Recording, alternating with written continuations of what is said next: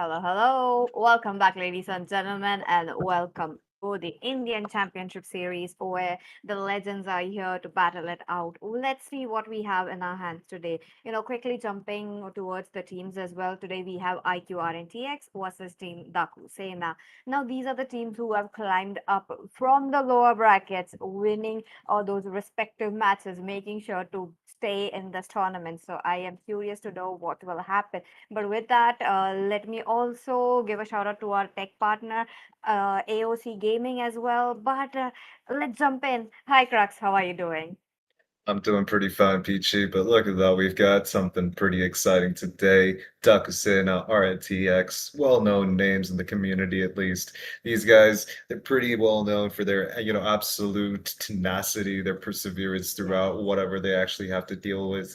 And now we're absolutely excited, pumped to see what they're going to actually do in this match. We've already got the bands going in, Peachy. Definitely. A bit, fast onto their side with the first bands. As usual, we will be looking at something like the YS is getting pushed and pull. Maybe IQR and TX will be prioritizing that if Dakusina does not ban it. And, one thing about YSS is it doesn't look like a threat if you go in and actually get a good gank on him or even, go steal his buffs if he's on the jungle. So I don't think we will be looking at a YSS ban, but maybe IQ RNTX picking it up. Freya, the Esmeralda, Yuzhong, I feel like that's the next ban that we will be looking forward for. Heroes like YSS, yeah, I agree with you. It's like a double-edged sword in my vocabulary. The thing is, you can use it to slice up people. It absolutely works. It demolishes, lobbies, especially in the competitive scene. It does do a lot. But the thing is, if you do get invaded, like you say, or if anything actually disables your ability to farm or your ability to actually, get the gold that you need to get the items, then it's going to hurt you in the end. If a good block actually comes against a double-edged sword, the sword comes back and swings at you, and that actually does damage to you. So that is a hero that most people do like. Obviously, the mechanical skills is what people actually look for when you have heroes like Yisun Shin, Lancelot, Hayabusa. But what else that you have to consider is what the enemy's lineup is going to look like. And RNTX, they've gotten themselves a Grok ban and Esmeralda ban, pretty strong heroes, at least in the early game, and they actually scale well towards the late game if you know how to play them right. And again, Dakusena, they go for a very safe ban. Like you always do mention Zushin. If you're in the red side, you better ban that before you just give it off to the enemy. That's true, but okay, RQR and TX, they don't want to gamble up with a YSS that is pretty new coming in, so they ban it up. So this means either of the sides won't be picking it up. So they want to go something, more better than a YSS for the first pick. Am I guessing, oh, Yuzhong? Is it going to be something like a Kalea, or is it going to be, maybe something like a Claude as well? I have seen a lot of first pick Claude coming in, but not from RNTX particularly, but a lot of teams do tend to prioritize Claude as their first pick. So Dakusena, they Right, yeah. have to make sure to ban that hero. They try to predict it as well. I kind of see why, Claude gets picked more often than not because obviously he just jumped back into the meta. People started getting more comfortable using the hero, but Freya is going to be prioritized by RNTX because obviously that hero Okay. has been shining throughout the whole of, the competitive scene. Even in pub lobbies, you actually have them stomping. Freya players absolutely Yes. stomp over, your average Joe. So Freya getting picked on RNTX, no doubt about that. With the Esmeralda being banned too, I believe that Gold Lane is going to be a free farm setup for RNTX's Miri. No, I mean Freya.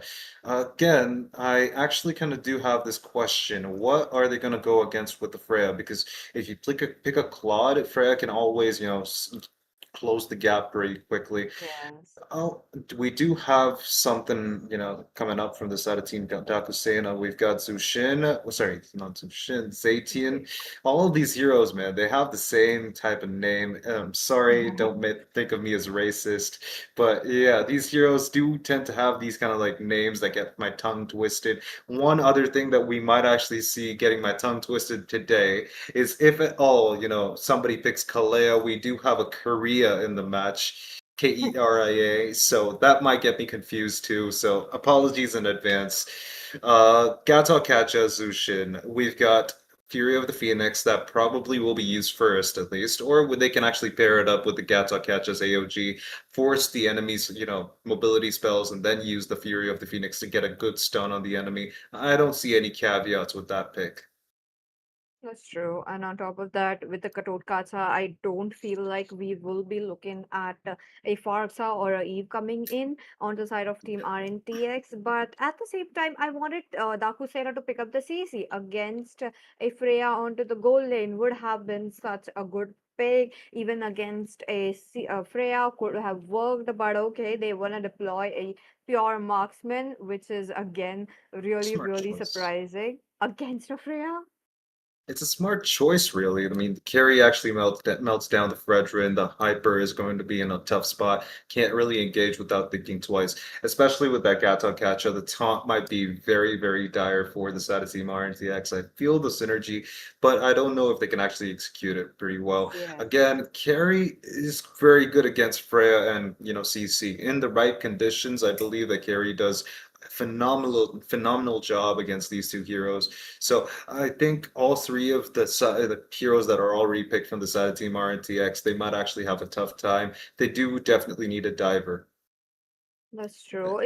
One thing I'm worried about is Carrie's range against a Freya. That's going to be a bit of a problem right there as well. Early game, I don't think we're going to see some action. Maybe a few ganks from the mid lane as mid game as well. So let's see how they will be trying to go. But to quickly jumping into the ban section, we have the Farsa getting banned. That is surprising from the Akosena, given the fact that they themselves have picked something such as the Katot Kacha, and that just is a bit Conversation. of a direct counter for a Farsa. So I feel like that was just a bit unnecessary, in my opinion. But at the same time, IQR and TX following up with the EXP lane as Lapu Lapu, Yuzhong, what about these heroes? I think the Yuzong might actually perform well, but with the CC being there, I think, the Yuzong himself might actually have a tough time against the range of CC. And also, we've got a little problem with Lapu Lapu. CC tends to 1v1 Lapu Lapu pretty well. Yeah. Again, Lapu Lapu, if it's in the hands of a skilled user, it's not going to have much of a problem against CC. You can always delay the lane, you can stay alive, and during team fights, you can shine. So I think a Lapu Lapu is fine per se, but Yuzong might really have a hard time against CC, especially with the fact that he needs to position himself and reposition himself pretty frequently throughout the course of a team fight. So we have to actually consider the fact that Curtain Call might just deny that mobility for Yeah. Yuzong. So CC, eh, so. I think it's not going to be possible to Yuzong. If they do, let them pick it at their own risk. Let's see, let's see. CC is such a pick that you could be, dominating your lane, or you just have to go towards the team fights as quickly as possible.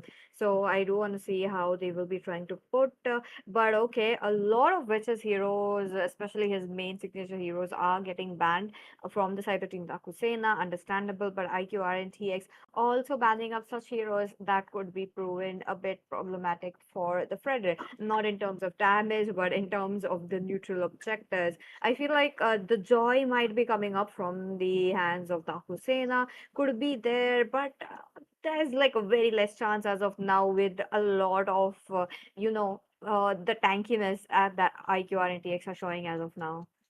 Absolutely. And one thing that we always have to think about is the fact that, Farsa, Yeeb, all of these heroes, they do tend to actually fall short against heroes like Zacian, Gato who've got a good stun, a good initiation tool, and which can be followed up by, they've got a Zushin, Satian. Oh my God, Yeah. all of these No names. worries. No worries. You could call her the yellow orange lady. Phoen- uh, Phoenix Girl and Yeah. Sasuke. That's all I'm gonna call them. Yeah, screw it. That's Not great, dude. happening, dude. My tongue is not ready to twist as much as it's supposed to pronounce the names of these guys. So Phoenix Lady, Sasuke. That's it. My God, I can't deal with these kind of names now. I think the whole of like in Mobile Legends has completely, shifted to the point where they are kind of comfortable using heroes that are actually named after, A bit of a Chinese lore. Yeah, yes. Chinese lore, the origins of the place. I think they're more comfortable with that. Heroes like Mardis, Alucard, these names, even though they were very, what do you call it? Western. In Western, innovative, at least for, a Chinese company. I think those names are being overshadowed at this point. But Yeah. hey, we've got Sora on the side of Team Dakusena because there's no opening for Valentina. Sora, Dakusena, Valentina. A lot of Okay. rhymings there. But again, Kalea and Kimmy on the side of RNTX. I see good synergy. Yeah, I believe that, you have a lot of heroes that could completely take out Celestial. Armamentization is not going to have that much of a free time roaming around the map. She's got to play safe. But Sora might just be a big problem here because the goal lane, carry being there, then following that up with Gato Kacha, Sora, and Suyu, these heroes could actually form up a good team fight. But RNTX, they've got a hero lineup that could actually, counter initiate. So I think they'll be fine. I'm kind of excited to see how this turns out. Also, you might have to excuse me. I'll go find my glasses for a second. Yeah, sure. Let's see what we have. This is the draft, ladies and gentlemen. Into the land of dawn. Here we go. Let's see what we have. As of now, these team members are following forward, trying to go towards the lead as quickly as possible. Now, with that mid lane, I feel like it is going to be a bit of Zayton making sure to give that kind of damage. But oh, this is really surprising though. Freya taking down too much damage against a carry. So that is also there. And carry denying those goals. That is crazy. That is definitely crazy. It's very important to, deny gold to a Freya because once you funnel it down to not giving it and giving, Freya enough to actually work with, I think that's going to be a big problem for the side of Team RTX. However, you do always have the position of late game. Freya is going to be very, very important there. I think everything's going pretty well. Top lane's being won by Carry and lost by Sora. Dakusena kind of, balancing it out. That's true. That's true. And on top of that, as of now, they are going in, Dakusena going in for a very early rotation. They just want to make sure this carry will be having a easier time on her own lane. It will be going to have easier time on to the team fights as well. So with the farm or with the Absolutely. gold, it's gonna happen. But okay, mid lane, they are also, pushing off the farm for Kalea as well as the. Oh, wait a minute, middle. There's just too much damage on Keria, but no first Carry on blood. the Kalea. Yeah. My God, I cannot with the names and all of this. Anyways, look at Freya absolutely getting stumped by Gary. That's no surprise. I obviously do agree that, Freya does have skills to close up the distance. Look at that, she's already closed it up. But Gary does have a lot of damage, especially the like early game with that true damage. And I think the dashes on Carry do have a 2 second cooldown. A turtle has been secured by the side of team, RNTX, and the fight that's going on. Can we switch over to there? No, I think it's more interesting in top. That's why we're actually focusing on there. But Freya recalling back to base, that's going to be a difficult position. But Carry doesn't know that now, does it? Or does he? Funny Valentine, just playing it safe, letting these minions take their own lives. That's true. That's true. And so this is a bit of a match that it is going, in a manner how they are not Oh, going in for Frederick. a bit of fight. But okay, Kalea picks up, but that is was the Western call taking on so much damage. Revitalize won't be just enough. Miria, who comes up from the bottom lane, will be capitalizing the kill. I kind of saw that coming from a mile away, but the fact that Fredrin actually just left his buff, it was 28 HP, and then it just went back and reset. So that's going to delay his farm and his rotation. So kind of sad to see that, but in the end of the day, I think it's okay. The side of Team Dakusena did take the first loss, 200 gold for Mirio. That's going to give him more advantage in terms of fighting Sora, but it doesn't seem like it. Sora seems like he's having a fun time, especially after getting himself the ultimate. Everyone almost level 5, at least the ones that actually matter. Top lane might be ganked. Oh, so you're already in position, knows to get a bit of a form into the hands of carry. They go in, they march in for the Freya, Traction but wait a Pulse. minute.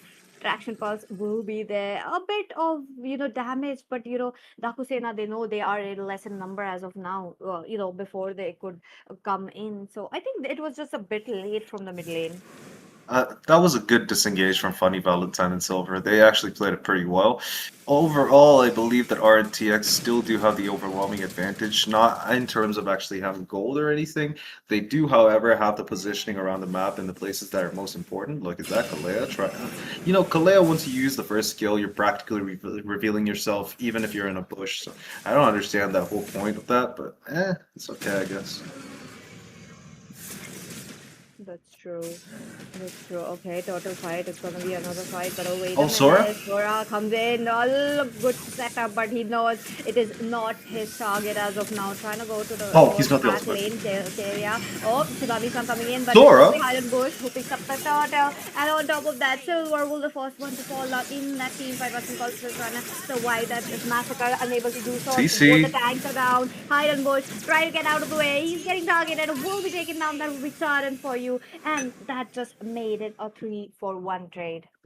That was a tough call from the side of Team Dakusena. They did end up getting the turtle. They should have disengaged.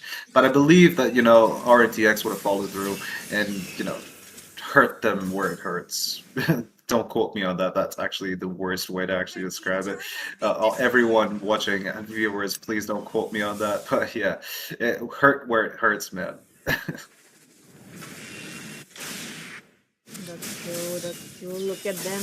I really love how the tanks are, into the front line very, very quickly. From Russian Cole, we have not seen a bit of a AOG action still coming in. I do want to see something like that rather than him being the damage soaker. Oh yes, he did pick up a revitalize. He needs to be playing that kind of a game. But okay, the Oh, taunt is just so good enough that Miro has to back off. 50% of his HP already blown off. He is just trying to farm up his HP as quickly as possible. Wait a minute, Russian Cole all yep. alone. You do have carry, Well onto the played. bottom lane as a bit of a backup, but level 8. Hi. Oh, wait a minute for the Valentine. That's just too Curtain much call? damage. Purify will be there. AOG will be intercepted. He's gonna make the play, but now he's not able to do it third time. That's the third AOG we are seeing in the same screen. That was too much stun. Dude, that I think is what you call lag. That's when I would say that by lag ho gaya. Oh, look at that. Sora's engaging in the mid lane. He's got. Okay, I think Freya's gonna be safe for now. No connection, so he won't be having his ultimate just yet, but bot lane's gonna have the same fate. Bot lane tier 1 gone for the side of Team Dakusena. They've lost 2 towers, but the side of Team RNTX have only lost 1. They're following up with one more. Taunt comes on the Oh Suyu. They're no. following through. Charney is able to get the kill onto Suyu, the jungler, and now it's going to be a secure turtle for RNTX. They're going to follow through with more damage, I believe, or they're distracting the enemies. Dakusena don't really have an opening. They don't really even have a way to secure the turtle, so they just give it up. That's true, that's true. Look at them as of now. They are trying to get the map Bot control lane. onto their hands, but bottom lane, AOG. AOC on Meteor, but he's out of the frame. He's out of that, area of effect so quickly that the gang has to be proven unsuccessful. Absolutely, man. Murio is playing very, very good. I believe that 203 on the on the EXP side of things is absolutely phenomenal. Overall, I think that Murio is kind of like the one who's starting and setting good fights. Even with like Yes. Purify on carry, he's not able to actually survive against what Murio can actually dish out. The damage you saw that in the bot lane, right? Bro actually just put one curtain call and he was able to chunk down 75 to 80% of carry's HP. And that's midway during the game. This is not even the late stage. This is just the mid game. It's 7 minutes into the game. That back then was just like around 5 minutes, and he was still able to do so much damage that it surprised me. That's true. That's true. And with 7 minutes into the game, you just are probably on your third item, third or the fourth, possibly, given the fact that IQR and TX are way ahead and goal 21,000 onto their hands. Two They are items. creating the goal gap. And on top of that, Silver is not getting any farm. His score being 0-0 as of now. I mean, he's entering a team fight where he is the one who's trying to take up a lot of damage, and he's trying to play the front laner as of now. With the Suyu, I just feel like he should be the one picking up the crumbs, but with how team Dakusena are setting up for the carry mostly, the jungler is falling off. Look, the side of Dakusana, they've got a good draft, but they're not utilizing it to the fullest. All honesty, I think that Sora should be the one initiating because he's got the most effect with his ultimate, the most impact in a team fight. If at all any stragglers actually just evade whatever Sora is actually dishing out, I think that's when Suyu or Gato Katja should actually engage. Fury of the Phoenix might be able to set up for one good set for Sora, and that could actually turn the tides around. The side of Team RNTX, they've got a well-balanced composition. We've seen a lot of stuns, chain stun to Gata Gacha into Oblivion. So I believe Yeah. that they've got a good setup. They've got good coordination. Dakusena don't seem to be having that same level. That's true. That's true. Maybe a bit of synergy issue left and right, but it's okay. It's just a best of three series, and these teams still have to make sure to get a victory up. Trying to go forward towards the other few rounds that we are still closer. So let's see. I think there is a bit of an issue from either of the teams. Maybe I feel like it's gonna be a network issue coming in, so let's see, let's wait and watch till that gets resolved. But ladies and gentlemen, you guys can make your prediction as well. Which team will win? I am curious to know, or I'm there in the comment section, so I want to see which team has the upper hand with half game already done. And true, I want you guys to go down in the comment section and tell us what you think, how the match is going. Tell us what you think is going to be the outcome of the match, too. We want to know who's supporting RNTX, who's supporting Dakuseda, and whoever has just come into the stream by chance and ended up watching this and started to see potential in a certain team. Because the moment you actually see potential, you start to understand a lot of things that the teams do, and that's how you grow in the game. Make sure you actually like the stream, subscribe, share, get your friends in on the action. Mobile Legends 5v5 is rising up on the popularity charts. So make sure, you keep up with you keep up with the crowd. Yes, sir. With that, I would love to see the game going on quickly, though. There is just True, true. taking too long, and these teams are Hey, really giving a very good intense fight.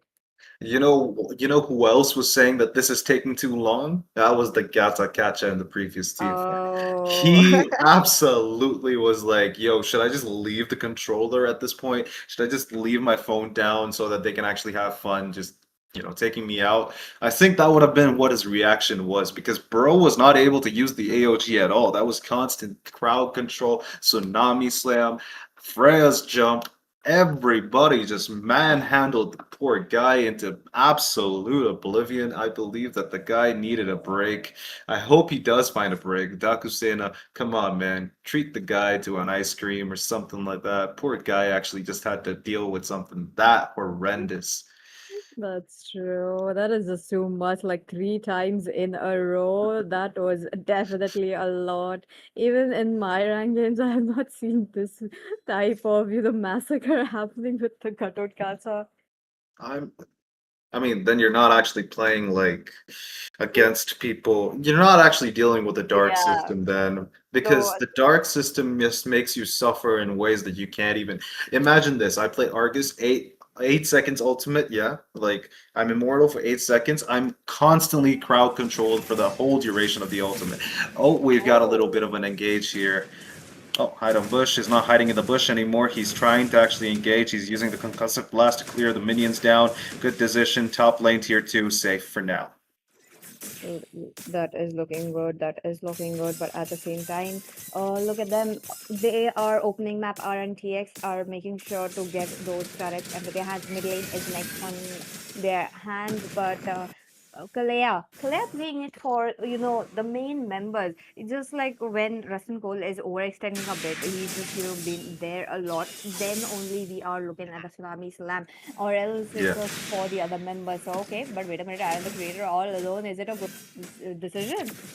I don't think it's a good sign. We've got the engage, but he's able to use the Valkyrie's Ascent to make himself immune to crowd control, able to escape from that precarious situation. AOG connecting onto the minions only. Curtain Call, I think, has been used, and I think that's a lot of damage. Fury of the Phoenix disables, and that's going to stop the enemies. RNTX is not going to be able to kill Gatsakacha, and now they're able to get Funny Valentine on double kill by giving them the opportunity to stun the enemies and keep them in place for even a second. That turned the tides of the battle around. The Lord is going to be spawning in 30 seconds, and I think everyone is going to be alive by then. But hey, the side of Team Dakusena, they're not falling pretty behind now. That is true. That is true. Look at them.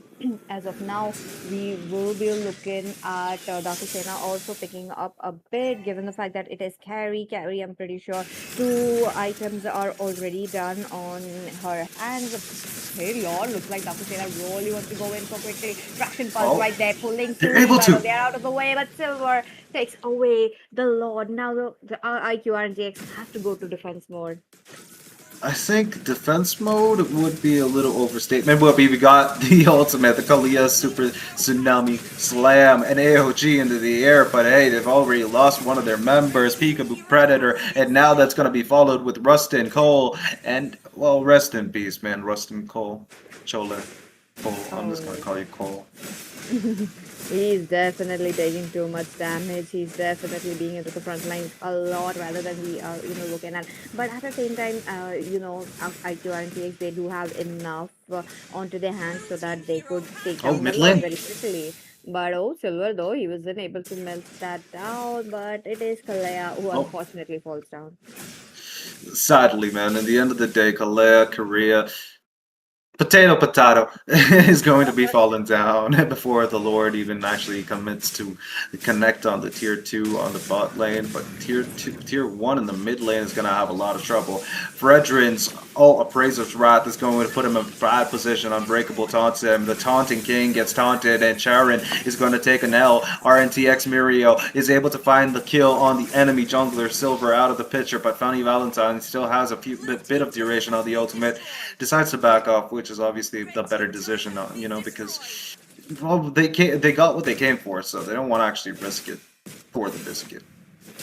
That's true. That's true. As of now, they will be trying to make sure to get the mid lane as well. Mid lane being a bit open, and I feel like the teams, especially RNTX, is really looking forward to take that down. But at the same time, Yeah. okay, looking at the itemization, Carrie is done with her main items. She doesn't need anything What's more. Fred? Oh, Fred just pulled an Argus, man. That's crazy. Bro actually just pulled an Argus. He was able to take down the tower at the top side. Tier 2 down. And now Mirio gets taunted by the Unbreakable, but he's not going to be followed through with anything. We've got Freya jumping in with Valkyrie's Ascent, disengaging just as quickly. okay, mid lane. I really love how Dakusena are really protecting the mid lane with all their might, Yep. just making sure to not get it down. And even if they get it down, it just means that it is going to be a little easier for them. But okay, other than that, it's going to be a 5v5 situation at the mid lane. Let's see what we have. Both the teams not quite right there for the team fights as of now. So talking about how Rakusena have managed to get their gold up, that is really brilliant.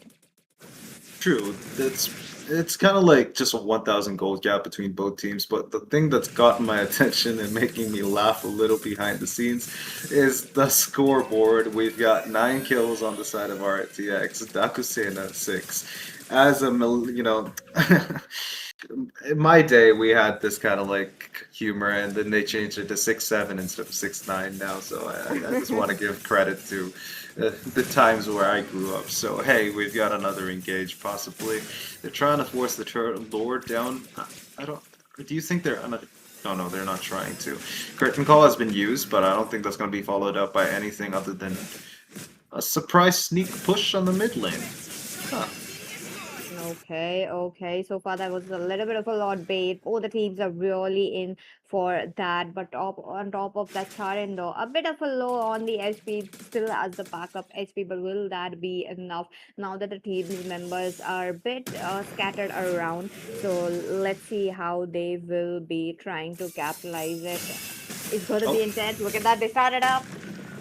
Sharon has decided on actually being very smart here, I'll be very honest, because he's waiting for a good appraiser's wrath. At the moment he catches one of the enemies, he's going to follow through and do a lot of damage, but Funny Valentine even doing more damage, AOG connecting onto nobody, going to the backside, we've got Sora jumping and absolutely shredding. We've got him actually missing his first kill, so he's not going to be able to continue, but the Fury of the Phoenix keeps him alive for a bit longer, which is able to get the kill on Sora, but that's going to lead to everybody that actually really matters to fall down to the side of Team Dakusena. They've completely turned it around, and now they're looking to push the mid lane tier 3. Fredrin does not have the ultimate, the Appraiser's Wrath on cooldown. I think they're not going to be able to defend against this, but in the end of the day, Valentine is being very funny, Oh, tickles Fredrin, make sure he laughs. And that's all, folks. We had an amazing game. Dakusena turns the game completely around.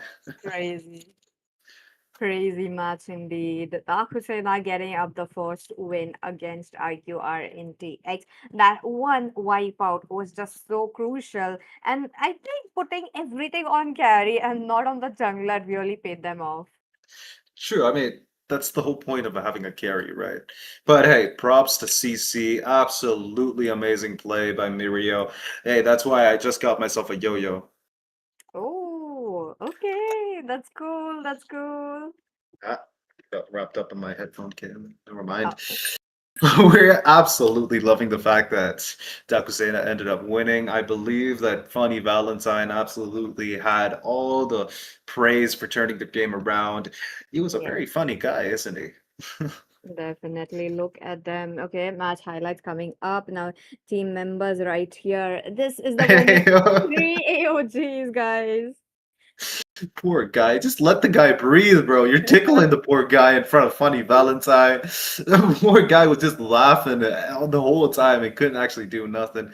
AOG absolutely connecting onto nobody, but that actually poised the team Dakusena to get that good Fury of the Phoenix, leading them to get 2 kills. I'm gonna be very honest, the bait with the AOG to bait out the mobility spells led to Dakusena making some really good plays. Oh, we've got Tsunami Slam. That's true. I think a lot of times it was RNTX who wanted to come up with fights, and they did make sure to have enough members onto their hands. But in that same moment, I think Dakusena also, how members were coming up one by one, it just proved that they could just dominate the team fights. Yeah, I completely agree with you, but more likely than not, I think that Mirio was doing a pretty good job. The only thing that they Yes. actually lacked on was the amount of team fight participation. The heroes that can actually participate in team fights, look at that. They had the damage, the kiting ability, the re-engage ability, but they couldn't really do much against a full-fledged team fight. The Fredrin could have actually tanked, but well, in the end of the day, you can't really expect the guy to keep everyone in place for like 2 years, like how they did for Gato Gato. They could do it for one person, but not for the whole enemy team now. That's true. That's true. But then the game getting over and MVP, I think it was very obvious that we know that all the resources were put right from the minute number one. It's gonna be the carry. Absolutely, bro. Didn't bro just missed out one of his items. Other than that, he's fully farmed. I think the most important items, obviously, the Trinity build. He's got the corrosion side, the golden staff, and the demon hunter sword. He's also got himself the malefic gun, allowing himself to have the movement speed bonus too, especially with boots. That's a lot of movement speed, and also the range advantage. So I think the Malefic gun on Carrie allows her to escape, disengage pretty well. That we saw in a lot of positions where the traction pulse connected, but Carrie was able to just brush it off. That's true. That's true. And jumping into the game number two very quickly. Let's see what we have. Zakusena on a match point as of now. This time they are on a blue side, so they can capitalize such heroes such as the Sora or even possibly a Freya onto their hands this time, or even pick up a Yuzhong or be it a YSS as well if our IQR team doesn't go for the ban. I kind of see it. I see the Yuzong. I see the, the potential in him. But the thing is, if it's against the CC, which obviously our NTX are fond of picking, we've seen it in the first game. I don't think they'll actually just throw it off the table just yet. I think that if at all the side of Team Takusena do think about putting something like Yuzong on the EXP lane, I think RNTX will respond with a very good CC pick on their side, which might actually just disable Yuzong completely from team fights. Overall, I believe that the Fanny ban is kind of reasonable because obviously RNTX cannot actually just sleep on the fact that they're a top global squad. They've got a lot of performance metrics that actually support this, and obviously you don't want to give a hero like Fanny the overwhelming advantage that that hero would give a team like RNTX. That would be crazy. That's Khalid, true. though. Okay. Okay, looks like they have done their homework, which I really like. I think it was the yesterday IQR and TX have played up with such heroes, and during the second and the third game, they tend to pick up such heroes. So, yep, with the band that we are looking at, I think it's looking quite good. But at the same time, what about a Freya? Are RNTX go for the Freya ban or not? I don't think so. I think RNTX wouldn't go for the Fran ban just yet. They might actually just want to get something that even, the side of Team Dakusena would want to get banned. Yisun Shin, obviously a hero that fits both categories that you don't want to actually just give it away for free because that's a flex pick apparently now. People started playing it in the gold lane. Stop it, please. I don't Oh, like it. I don't like the, gold lane Yisun Shin. It doesn't really have that much of potential. It does give a lot of vision. You do get a lot of yes. farm. Yisun Shin does need that, but having a pusher in itself would have been much better than having Yisun Shin. And Yisun Shin has That's to close true. distance to, you know, do something. Look, he counters Freya, he counters Carry, he counters Claude. He does that, but he's basically an assassin. You put an assassin in the gold lane, you know what happens. But That's you know true. what happens. That happened in the previous game with SAQL. They put Eamon in the gold lane and GG's. Oh my We all God. know that. We all know what happened after that. They love to Hey, do that. oh man, I kind of like saw it from a mile away. They were gonna lose that match regardless of what they do. So Amen in the gold lane, not a possibility. I don't like the Yisun Shin. It might actually work for most people, but don't pick him. At least not if you're solo queue and ranked above Yes. mythical than mortal. Please don't. I've seen four of them and all four of them lost for me. My goodness.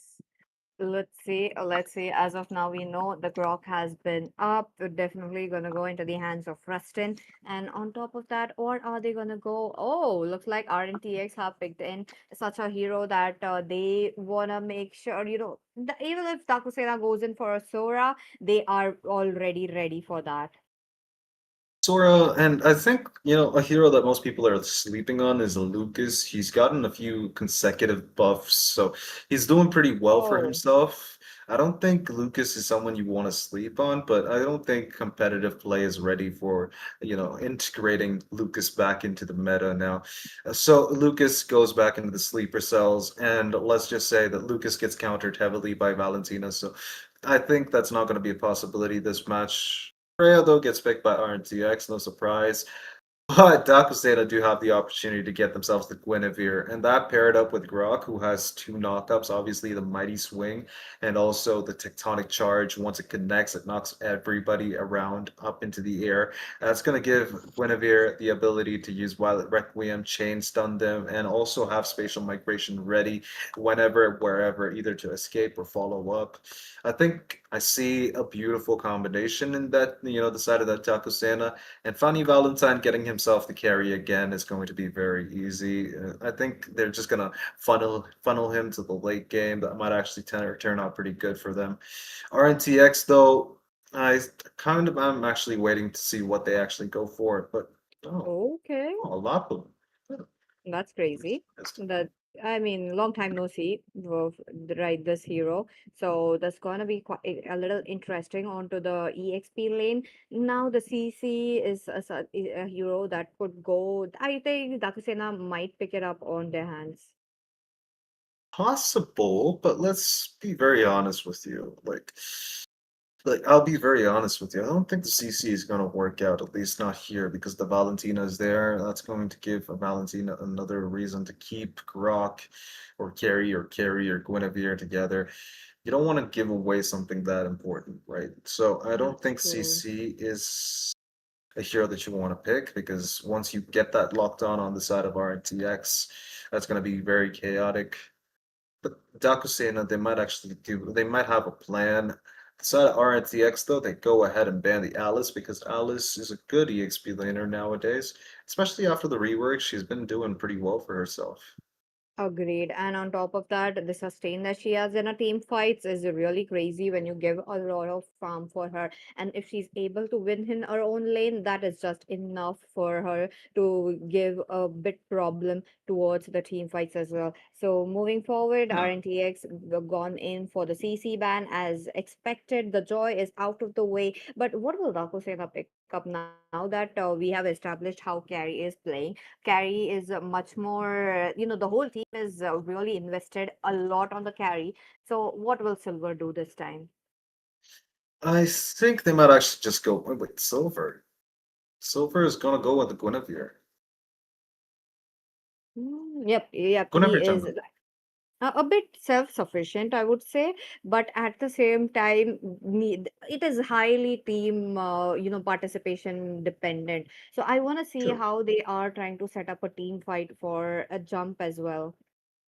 Look, all honesty, I think Silver 100% will play the Guinevere in the jungle side of things, Yes. and I think that would actually give a lot of opportunities to gank the enemies. RTX though, they're not having it. They've got a pretty solid tanky lineup that show as the roaming, Okay. roamer, the Lapu Lapu, who's going to be very tanky as well. The Freya, who obviously could disengage with the ultimate, the Valkyrie's Descent. I still don't understand the, reason why they banned the CC. I think you'd want to ban it, but overall, I would rather just keep it open, let Dakusena have it, get CC's ultimate, lockdown carry. I think that would have actually been a much better option because the moment you have CC's ultimate, you're slowed pretty heavily. You're also chained to a certain target on the enemy team, so they still go for the Sora. You know what? Against a Valentina? Take your I mean, poison, bro. the Valentina knows. I mean, the Valentina was picked up as a first pick, and yet they are going in for such heroes. So that is definitely crazy. Dakuseda are not in for that. They are not scared that they have a counters on in front of them. But other than that, look at that Lancelot coming in, and we do have Funny Valentine picking up a Zaytian. Another Zaytian with the obviously all the range, all the vision that is needed. But I feel like they needed a bit more like a control, like something like a Farsa right there. This, yep, Farsa might be a bit vulnerable against the Chow, the Lapu, the Freya, but they needed something for a map control. I think a Yve would have been better, like you actually Yes. were mentioning, a Yve who could slow down the enemies, especially heroes like Cho, Lapu, and Freya, who've got Cho and Freya have got mobility spells. Lapu has got one too, and I think the Yve slow would have actually slowed them down a little bit. I think that would have actually given the opportunities for Grok to engage. But look at that, we were in the land dawn. Dakusena 1 point, RNTX 0. I hope they could turn it around, but I also do have this feeling that Dakusena, they've gotten a good draft. Valentina being there is going to be a big problem because they're just going to give away a free. So, uh, I don't even know what they're thinking anymore, dude. That's true. Let's see. Let's see. As of now, it is going to be a Lethal. Looks like Lethal will be one. by Takusena. They know they have to get it onto their hands as quickly as possible. But okay, mid lane. I really love how IQ RNTX have that, power onto the mid lane that they wanna clear it up very quickly and just make sure to go for a. But for the Valentine versus Aaron the Creator, we know what happened last time. Aaron the Creator, his farm got cut off very Vengeance. badly by Carry alone. Vengeance shall be mine, is what Aaron the Creator is probably thinking in the back of his head. And I believe that he could take it, but all honesty though, he definitely does need a lot of support, especially in the early game. He's got damage, but that's only in the mid stage of the game. Top lane, there's a little bit of a fight. There was possibly a gank, but Lancelot obviously decided to back off. Charon does not want to engage and waste time in the top lane if that's not going to be a guaranteed kill. And quickly shifts over to the bot lane, at least to the middle bot area right next to the turtle, so he can position himself well for the upcoming turtle fight. Oh, Let's oh. see, like, oh, KRM God will be the first blood right here. That would be the silver for you, making sure to get the kill. But turtle, it's gonna be a bit interesting, given the fact that Tarin does have immunity Oh, they're and tries to engaging? go in for that. How Tarin with the turtle to take it. Sums up three members right here. Silver was the first one to take down Taran, but okay, Miriam though God. he goes in for a chase for the mate, but onto the other front lane, it's just a massacre. 3 for 1. What a trade. IQR and TX has just won it up. Bro, Witch just was not having it anymore. He just stole the Sora's ultimate, did his job better than Sora. I think, that was a very bad call. That didn't end well for the side of Dakasena, so I think RNTX having the advantage right now is going to lead to a possible game number 3. I hope so. They are a pretty good squad. I do wish them a good chance. Look at that. Charon has now decided to actually invade the enemy's jungle, not allowing them to farm up pretty well. Agreed, agreed. As of now, these team members are making sure to get those advantage onto their hands. The goals a bit low on the side of Takusena, and if they make sure to get the goal gap high, it gets quite easier for RQ Uh-huh. RNTX. Look at them. Funny Valentine is looking quite low, but his speedy light wheels will be there. But this time around, his farm is getting cut off. But oh, KRM God is there onto the back lanes. He knows Funny Valentine cannot show up his vision, so as he's gonna get kicked. Hey, hey, hey, can I have a look at the builds? I think I want to see what items, Freya's gotten herself, because obviously she's been a little tankier than last game. Look at that, Karen God, trying to poke some holes into Rustin's castle. And I think in the top lane, Funny Valentine getting a few hits on Aaron the Creator is going to put a lot of pressure on him, but now the turtle has spawned at least in 10 seconds. Look at that. We've Oh got no. 3 roses. The thorned rose. Lancelot is able to get the kill on the enemy. Hyper. Jungler is out for the count. Top lane. Bunny Valentine taking a lot of damage. Freya sustaining even more amounts of damage.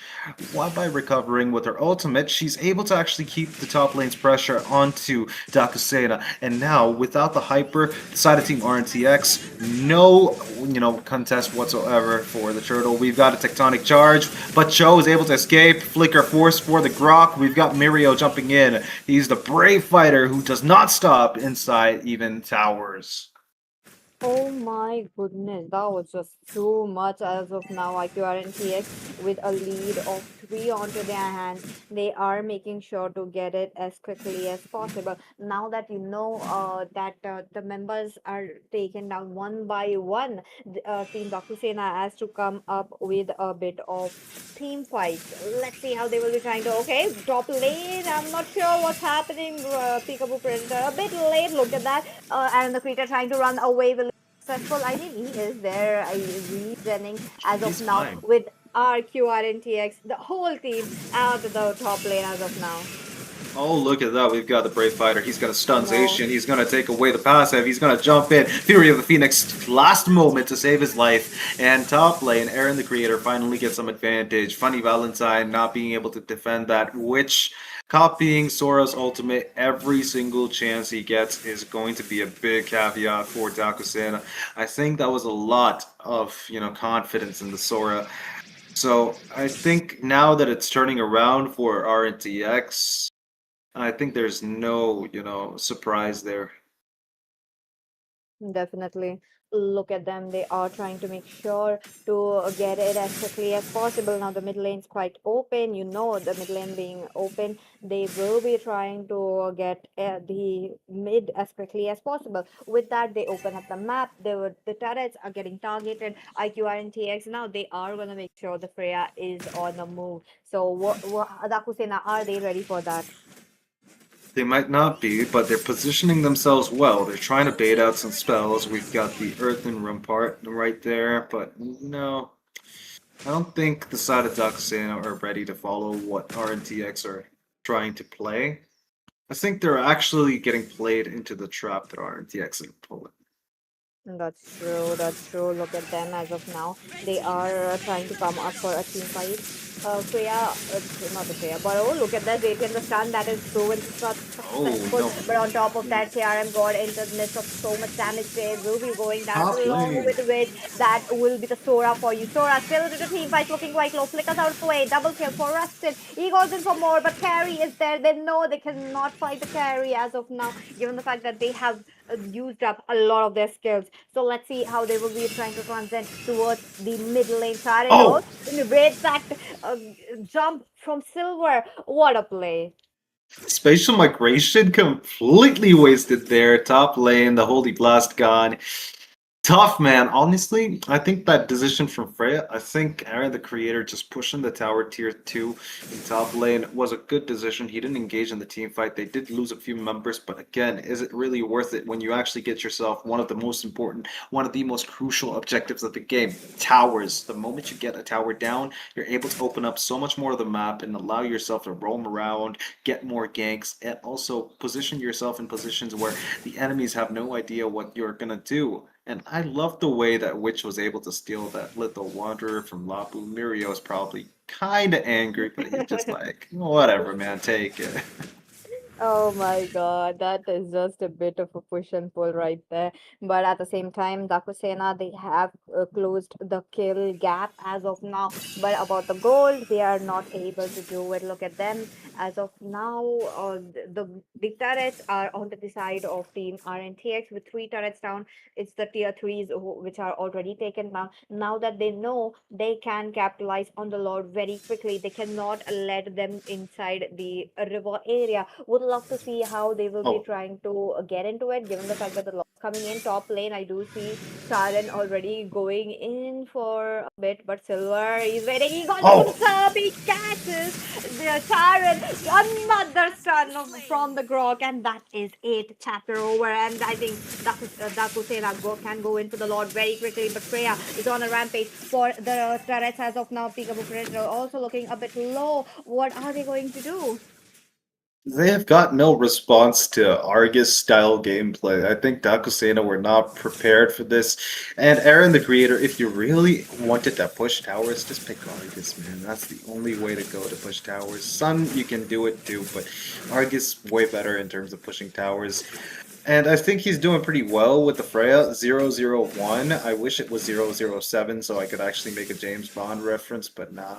Bro is playing so safe. Bro's just pushing the towers, man.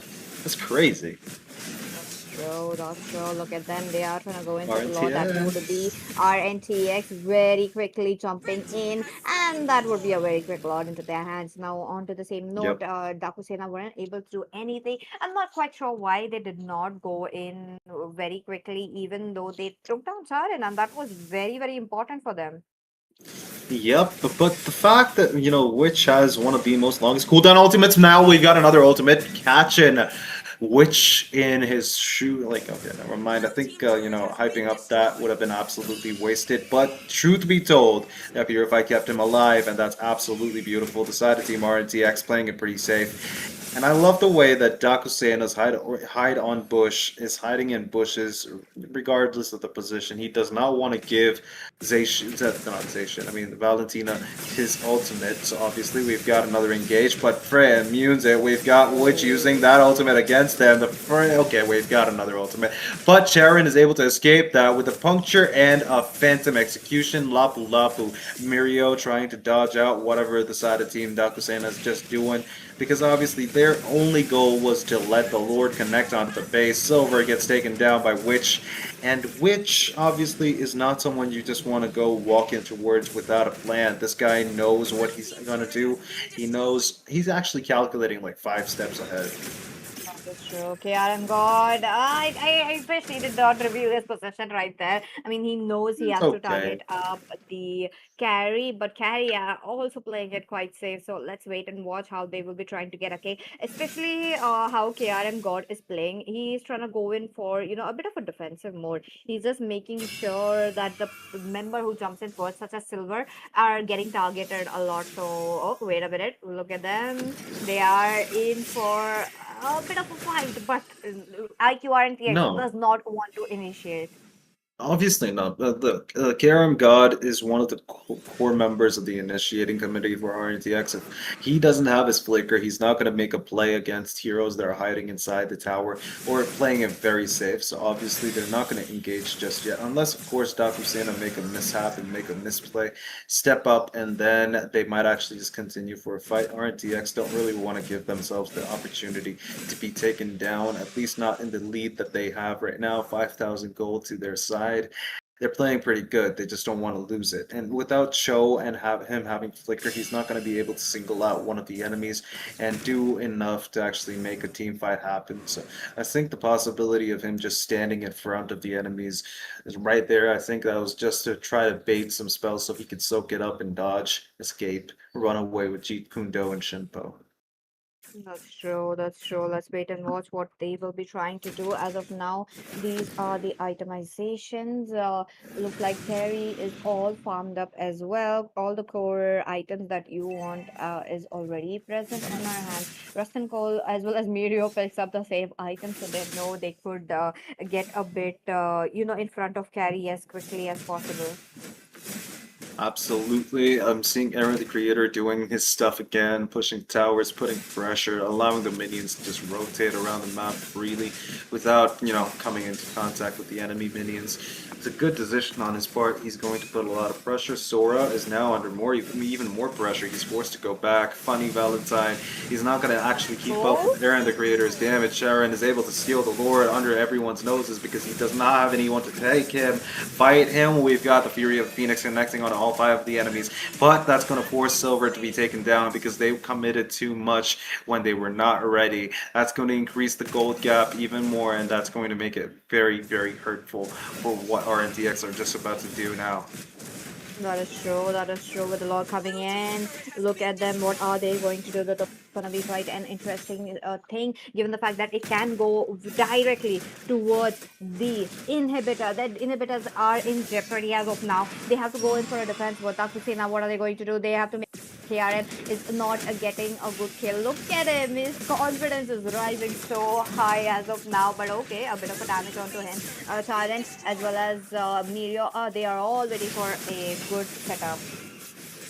Absolutely, they're looking for one, but they're not able to find one. Tectonic Charge, Fury of the Phoenix, and that's being copied. We've got a return gift. Aaron the Creator jumping in. We've got a kill on Grok. He's going to find another kill. Not him, at least. Sharon is able to find another kill, obviously. Bro was not going to be kind. He didn't decide on being kind, especially after losing the first game. And now we're seeing the effects of that. He is absolutely being a very painful enemy for Dakuseno right now. Look at him just sliding through like a bar of soap in prison. Sharon absolutely styling on them, and he's absolutely not going to stop. We've got the Torrent form, the ultimate, but the enemies have just marked down the base. Nexus is going to be destroyed in a matter of seconds. My goodness, what a game. What a game that the team QRNTX has gone in ahead for. They just made sure to get the carry this time, and this time around the Freya I adapted very well against the carry, so that was very quick. Absolutely.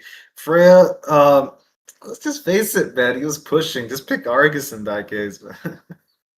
That's true. Game number three. Here we go. But before that, we will be moving forward for the match highlights as well as the MVP. This time, Crux, what do you think? Who do you think the MVP would be? It's definitely not Aaron the Creator, obviously, because he played Freya in a way that, most people would never give him the MVP for. The side of team RNTX, so I think which had the most kill participation. I think honestly, KRM God took the most damage. Charon had a few good engages, and Mirio did a Yes. lot during fights. He was able to soak up a lot of damage too. He was able to dish out a lot of damage. Which MVP? That's my Which prediction. Okay, okay, that really looks good.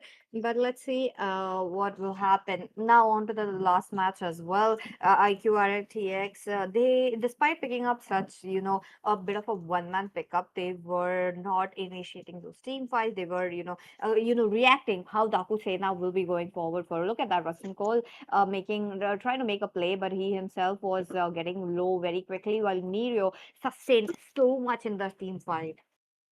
And look at that, man. The fact that, Witch was able to get the Sora's ultimate so many times, at least during the early game, gave them a good overwhelming advantage. And later on, he was copying, Fury of the Phoenix Station's ultimate and putting the enemies into a big, big pickle. In that team fight there, I think Silver lost that, control over that team fight the moment he actually stepped without his tank or anybody to support him. Absolutely unnecessary of Grok to actually continue that. Tectonic charge, wasted spell. Overall, KRM God was able to escape, and obviously overstepping. That's what happens to you.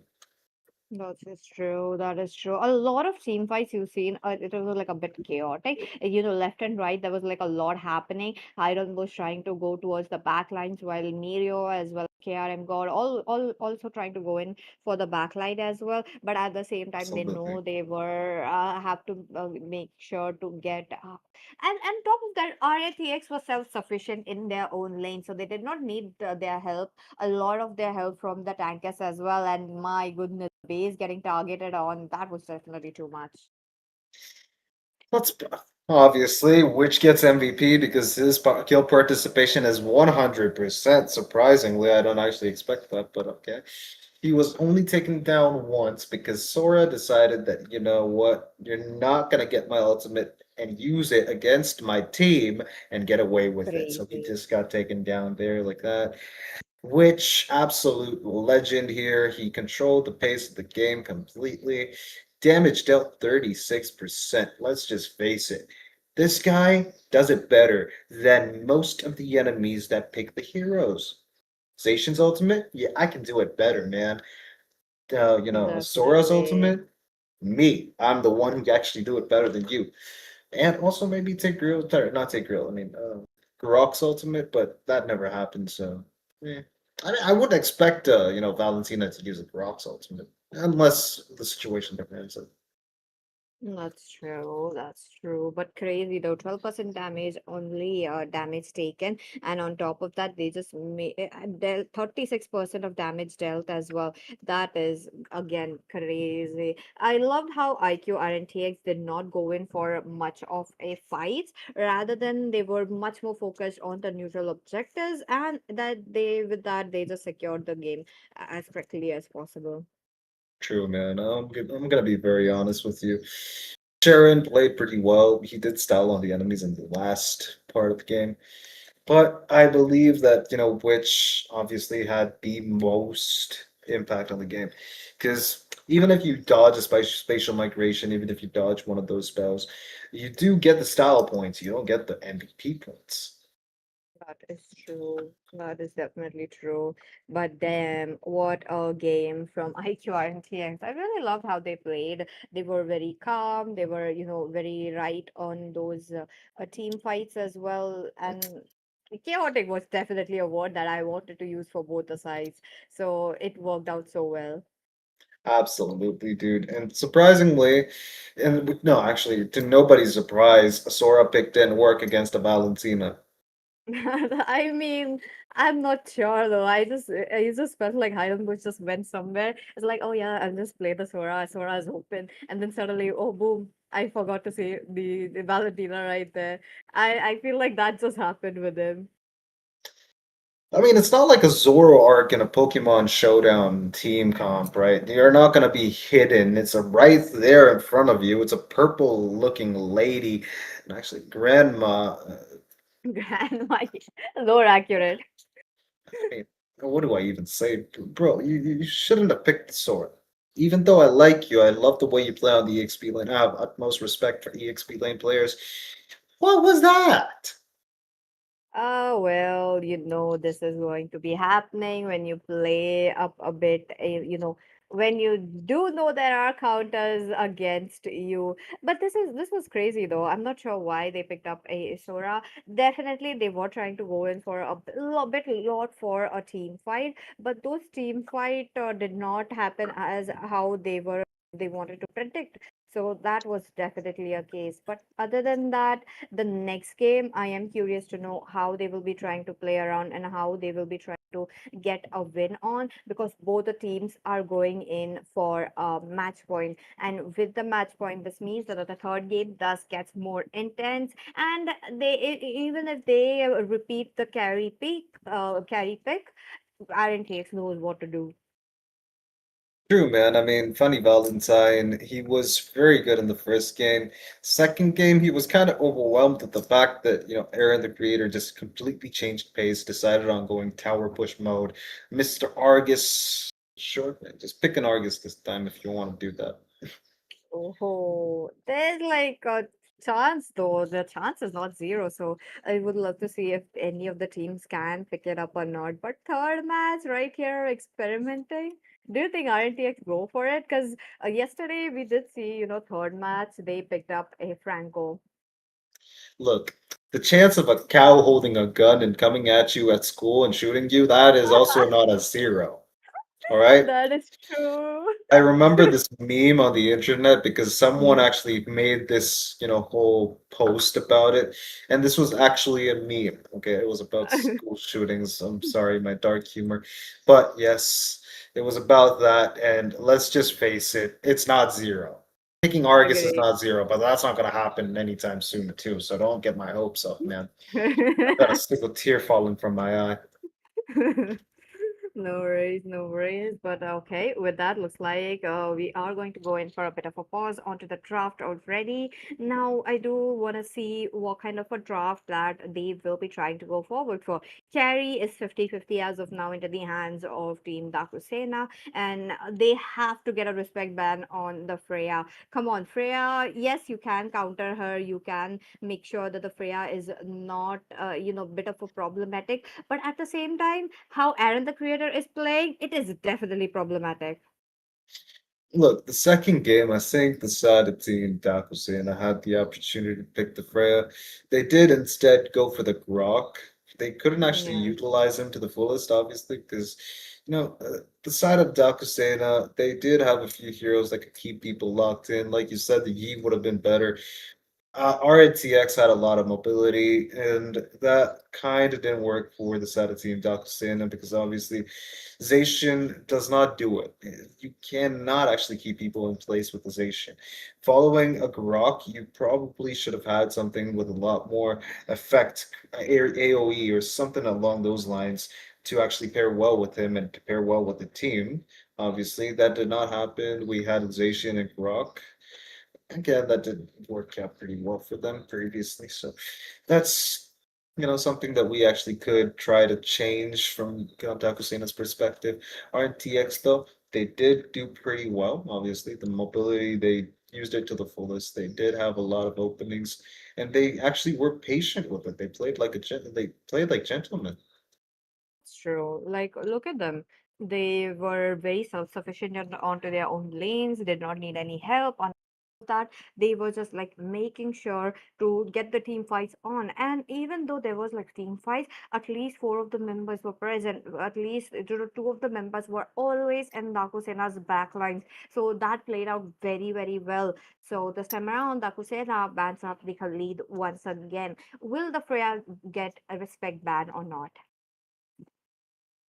No, No? Oh, not with the way these guys are playing. I think Freya's going to be left open. Zushin, no doubts about this.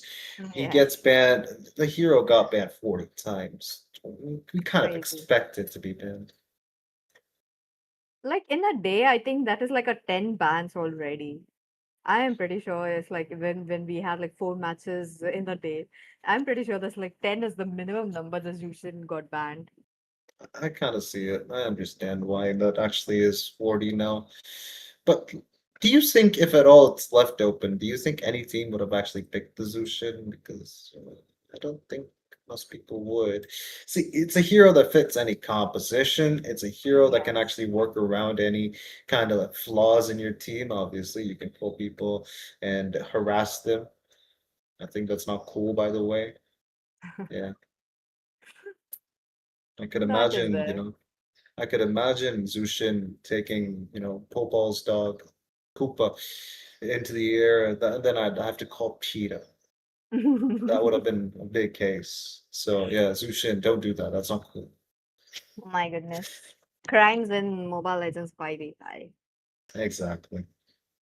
And then there are people like Khalid who eat sand mid-fight to regenerate health. So I'm not even gonna do anything about it. Yeah. Bro gets banned. I don't want to see people eating sand. Well banned though. I mean, not a very food type material to eat, but that is there so that Khalid doesn't eat more. But other than that, we have the YSS ban. Understandable. Looks like it's going to be a bit of the same bans we were looking forward for. Takusena once again onto the blue side. They will be going for a Guinevere banned, that is crazy. But now that the Guinevere is banned, there could be a Fredrin popping up, there could be a Joy popping up. The Suyu did not walk into the hands of Dakusena, I would say. But in this match, there might be a chance that Silver can pick it up once again. Sure. Look, all honesty, if you want to ban a Guinevere, there's only three possibilities. You want a good, strong control mage, a hero that does not have any mobility. So the moment you actually get that, and you probably don't want to have Guinevere on your enemy's side. So getting that banned, I think it's kind of reasonable. Okay, you don't want a Farsa facing a Guinevere, you don't want a Yi facing a Guinevere. Likewise with Gato, Kacha, and Kalia, heroes that can actually just all of a sudden stun you and take you up into the air and then obliterate you. I think that's kind of reasonable to ban the Guinevere. Gato, Kacha getting taken from the side of Team Takusana. I think previous match RNTX were on the red side. I think right now it's supposed to be switched. I think the toss was one in the favor of Dakusena, I feel like. It Or doesn't maybe matter. Yeah, it doesn't matter what it was in the starting. Like first match, Dakusana was in the red side. Uh, Second match, they were in the blue side. Now again, they should be in the red side. No, who cares? Team Blue get the Gata Gacha. I'm not sure, so I don't want to actually make any assumptions. Gata Gacha gets taken by Team Blue. Obviously, I believe that it's Dakusena that actually got the red side. No, now I'm actually confused because RNTX's hero is you know what, Pikachu take over. I can't understand yeah. anything anymore. Let's see into the match how it will be there. But at the same time, now that Freya is back again, three matches in a row, they have to look forward for something to, look after those turrets because I feel like under the first two matches with Freya almost took down like 4 to 5 turrets in like the last two matches as well. And that is definitely a lot as you are someone who is much more present rather than going for the turrets. But okay, looks like Dakuseda are not backing off as well for those kind of situation as well. But this time around, it's gonna be Silver who picks up a bit of a signature pick. I mean, I do remember him playing this hero a lot when Lancelot was on a peak. This was when the tank Lancelot was peak. So I do Yeah. want to see how he's gonna play an assassin Lancelot now. Oh, look, the tank Lancelot, the only reason why you could have actually pulled it off is because this guy does have a lot of damage. He also does Yes. benefit a lot from a lot of, cooldown reduction. Also, he can actually stay alive if at all any mishap happens, if enemies stun you. Lancelot's one caveat is the fact that he has to keep his second skill to avoid any potential dangerous critical hit. Be it stuns, be it a lot of damage. So when you don't have it, I think a tank Lancelot would have actually worked pretty well. Now that it's actually been nerfed slightly, the first skill does have lower damage from when, tank Lancelot became a thing. Yes. And right now, I think, Lancelot definitely does have his needs to actually build the damage build, but he still can be built semi-tank. So I, I can go for it. That's possible. That's Like true. Brute force. Warax, Warax, Brute Force, even maybe Wings of Apocalypse if you're actually feeling a little frisky. Just go for that, be a little more tankier, and have a lot more cooldown reduction. I think you're all A-okay. That's true. That's true. And with that, we are moving forward into the bans very quickly. We got the Kimmy onto the middle lane this time around. They want to go in for max force their damage high. And Nakusena, they know Mirio onto the pull up was definitely problem for them. So they have banned that up as well. Now, this is crazy that both the teams are not in for the Yuzhong pick and they don't like picking it up as well. So now that RNTX has picked up a mage, they know they have to ban up those mage so that the Peekaboo Predator can't go for such bursty heroes right there. Fair, but unpopular opinion, nobody has played Adira, at least not as of late. She's gotten a good set of reworks that actually keep her into the category of a team fight hero. She's got a lot of potential, but nobody's actually played her in a possible lineup. I'm not surprised because obviously Adira is one of those heroes that use camp in a bush. I think the stigma about that still Yes. lingers with everybody.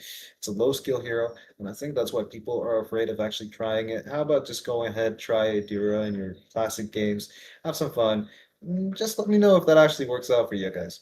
But we've got RNTX going for themselves a Okay. little Leomord pick, and Dakusena have decided on going for the Valentina. Okay. Crazy picks indeed from both the sides. A Leomord right there. I mean, I have not seen a Leomord pick right there into the hands of Team RNTX, but with that, they have deployed a Phobius onto the EXP lane, that too against a Alice, that is okay, looking good, but Alice this time around though is gonna be a bit of a problematic towards the team fights. Can tank up a lot of damage, but how RNTX are playing as of now, those stuns are going to be also a little hindrance for the Alice. True, but the main reason why the Phobius was picked was because the Lancelot and the carry. I mean, you want to keep them in check. I think that's why, the Phobius is going to be there. It's going to be a threat for the Hyper, at least when he's engaging in any objective fights. I believe that if you really wanted to go for a big Lancelot, complete counter, you could have gone for the Minotaur. But again, another hero that has bad stigma with teams that play on the higher brackets of higher echelons of Mobile Legends society. So we are not going to see a Minotaur, but a Phobius instead. We are back into the Land of Dawn for the third game, the final one. It's Dakusena on the blue side versus RNTX on the red side. It's 1-1, and this match will decide who's going to win this game. At least the best of three. Go, let's go. It's the lower bracket as of now with day number two coming up, and with that, let's see how these teams will be trying to capitalize. As of now, that this is a bit of a case that's gonna happen because top lane they have to freeze each other's lane, and that's how they are gonna win their own lane. Wait, I need to confirm something, but Brock doesn't have a skin, so that means he's going to lose up on a bit of HP, I believe, 80 HP. Bro's nerfed himself. What? Oh, look at top lane. We've got another carry versus Freya. No, no surprise there. I mean, you've been seeing that all day and right now. Yep. I mean, they will be trying to go for each other's throat, but let's see how successful they could get there.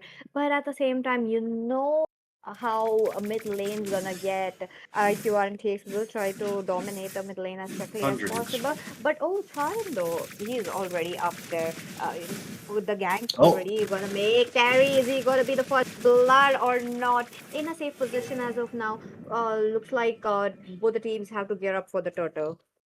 True, and Leomord not having the Phantom Steed ready, that's going to put him in a tough spot. He's got to play it a little safer than he usually should have. But this now, I believe that he's probably waiting it out. I think he's going to try to actually get himself the ultimate before he engages. The Phantom Steed is going to be very important. But look at that, Phobius has just reached level 4. And Turtle Dance has begun. We've got an ultimate steal. We've got Peekaboo Predator taking away Grok's ultimate. That's going to be a very, very risky one. You're actually putting yourself in the enemy's faces. And now Mhm. he's waiting. He's baiting it out. We've got the crown of, sorry, thorn of, well, forget it. We've got the ultimate, the Titanic Charge being copied by Peekaboo Predator, and that's going to knock out the enemies, but that's not going to stop the side of RNTX from taking the turtle and winning that team fight. Nobody's actually going to be lost unless we're considering Mirio, but he's the EXP laner. EXP laners are supposed to be lost. But look at that, we've got an engage, we've got the Flicker being forced out of KRM God, and now Phantom Execution? No. Okay. No, no, Okay. A that's... Okay, good God, I actually thought Liam Ward's first skill was Phantom Execution. Oh, no, no, no. Okay, looks like they are trying to go in for the bottom lane as well. Not quite sure why would Leomord much more interested in the bottom. They do wanna try to push it up, which is a good thing, but at the same time, oh, Rock? Okay, okay, okay. He is just giving out vision. He's just waiting for them to get in quickly as possible. But at the same Yep. time, it is Dakusei now with the first blood onto their hands. IQ RNTX now, second total is gonna be up in just like 40 seconds or more. They have to get one more kill or one more gank before that. Will they be successful at the top lane?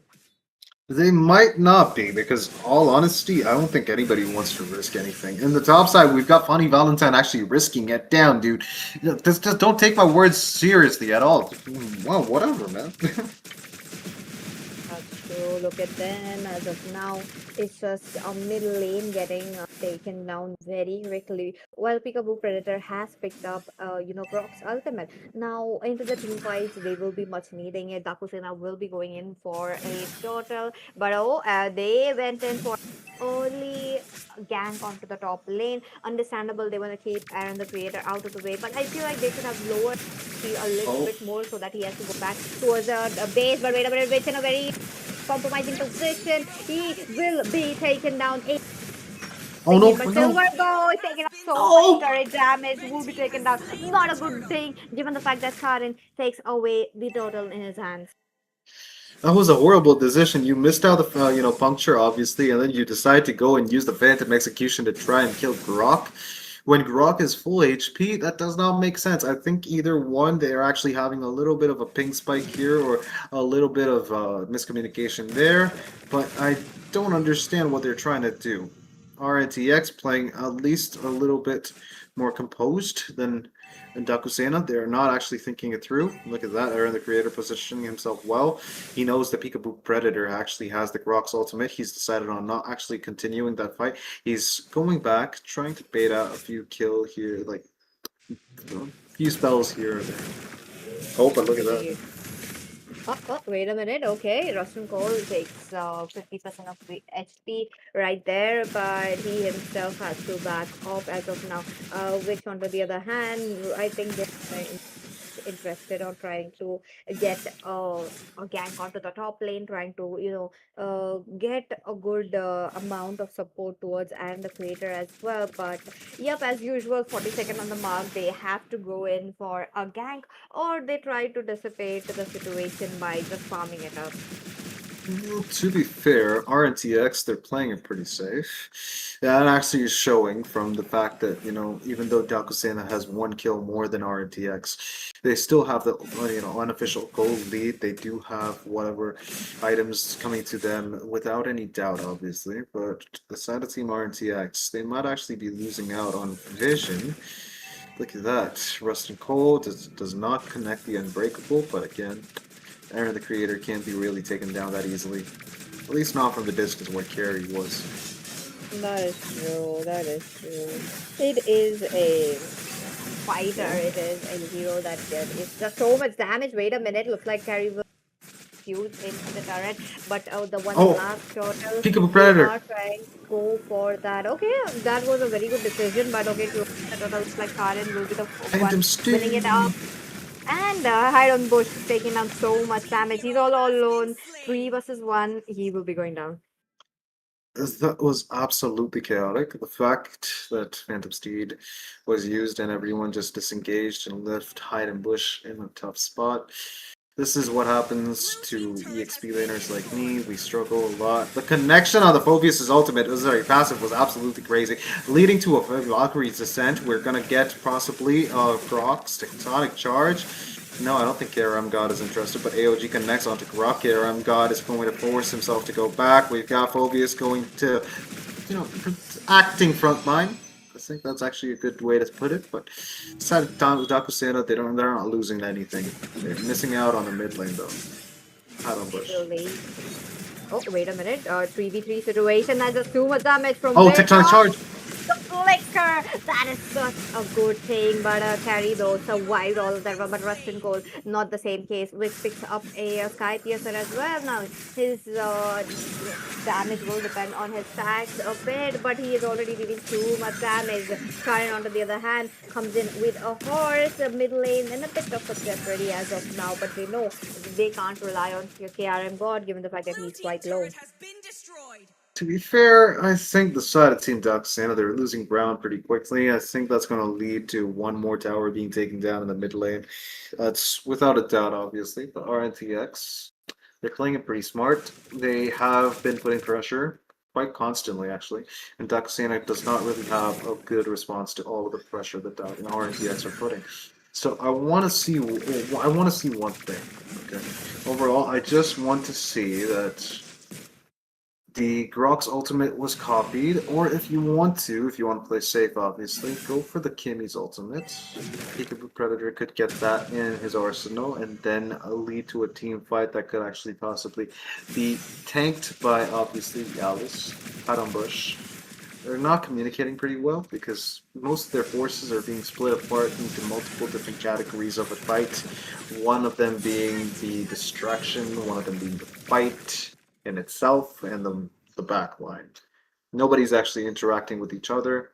We've got the Lord getting taken down by RNTX though, surprisingly. Actually, not to anybody's surprise. A very quick Lord though. Look at them. They have been.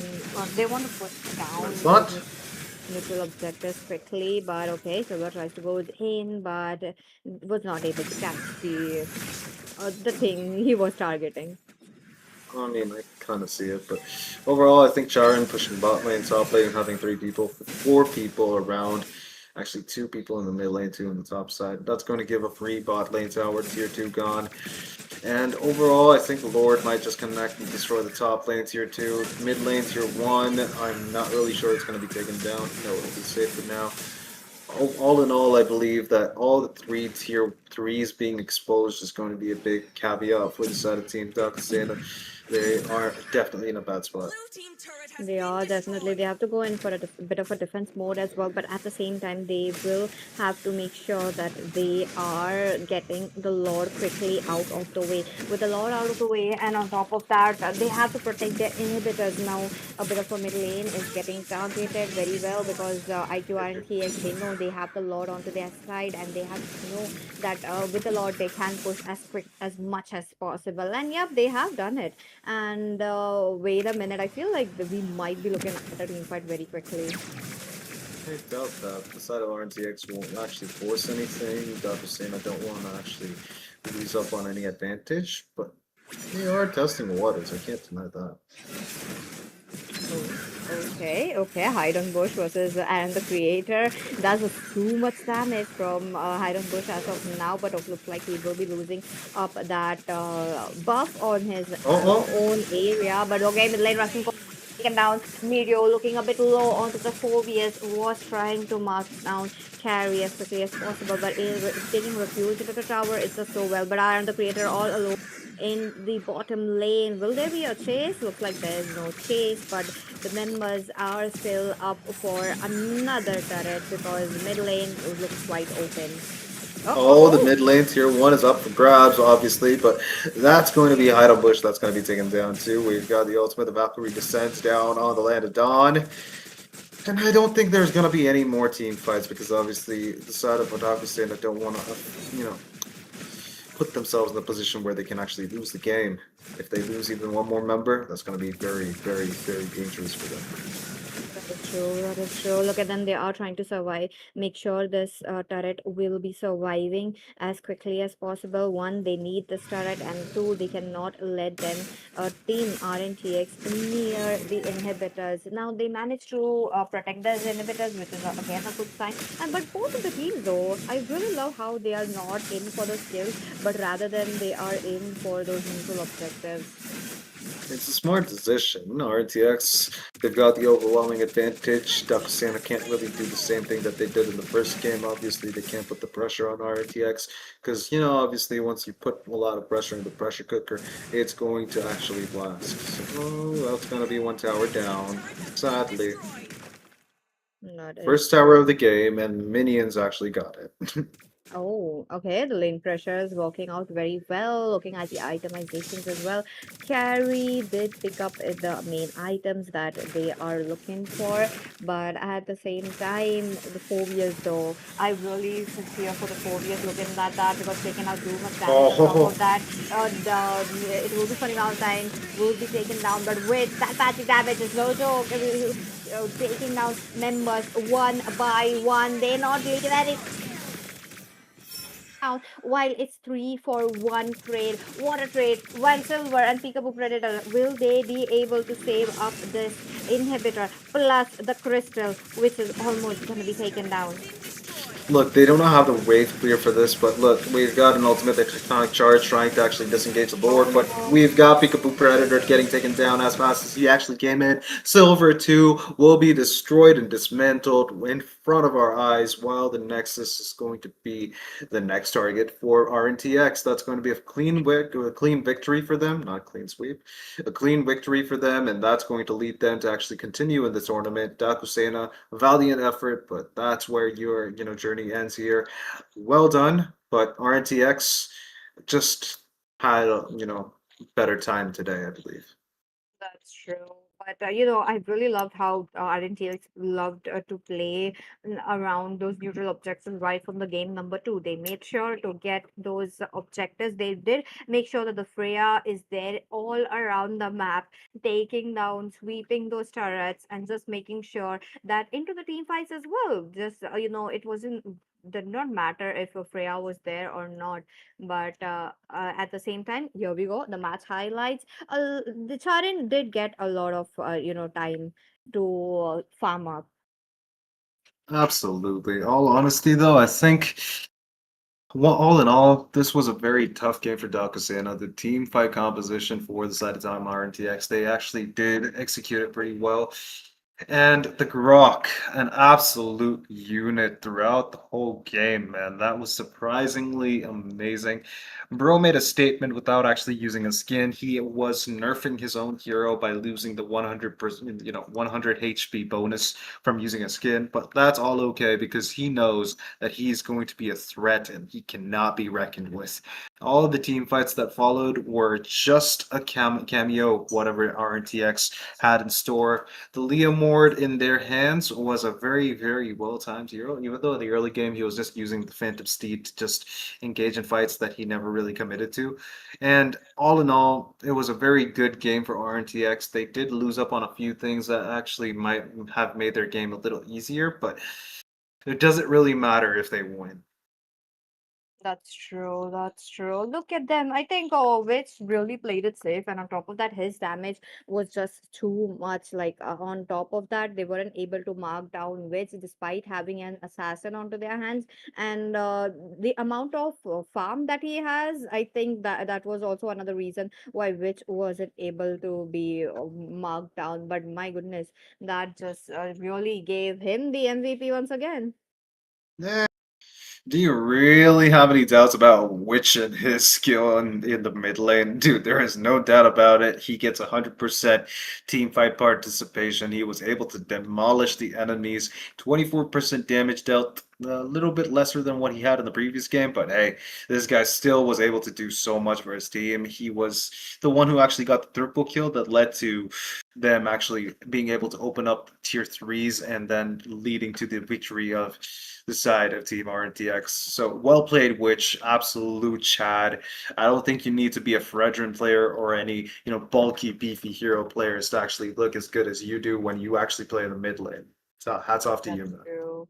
What a game! What a game from IQ RNTX as well. But no less from Dakusena. Congratulations to IQ RNTX. But this was it for the match series number one, guys. So let's take a short break. Let's get ready for the series number two. We will be welcoming broadcasters. So let's take a short break as of now.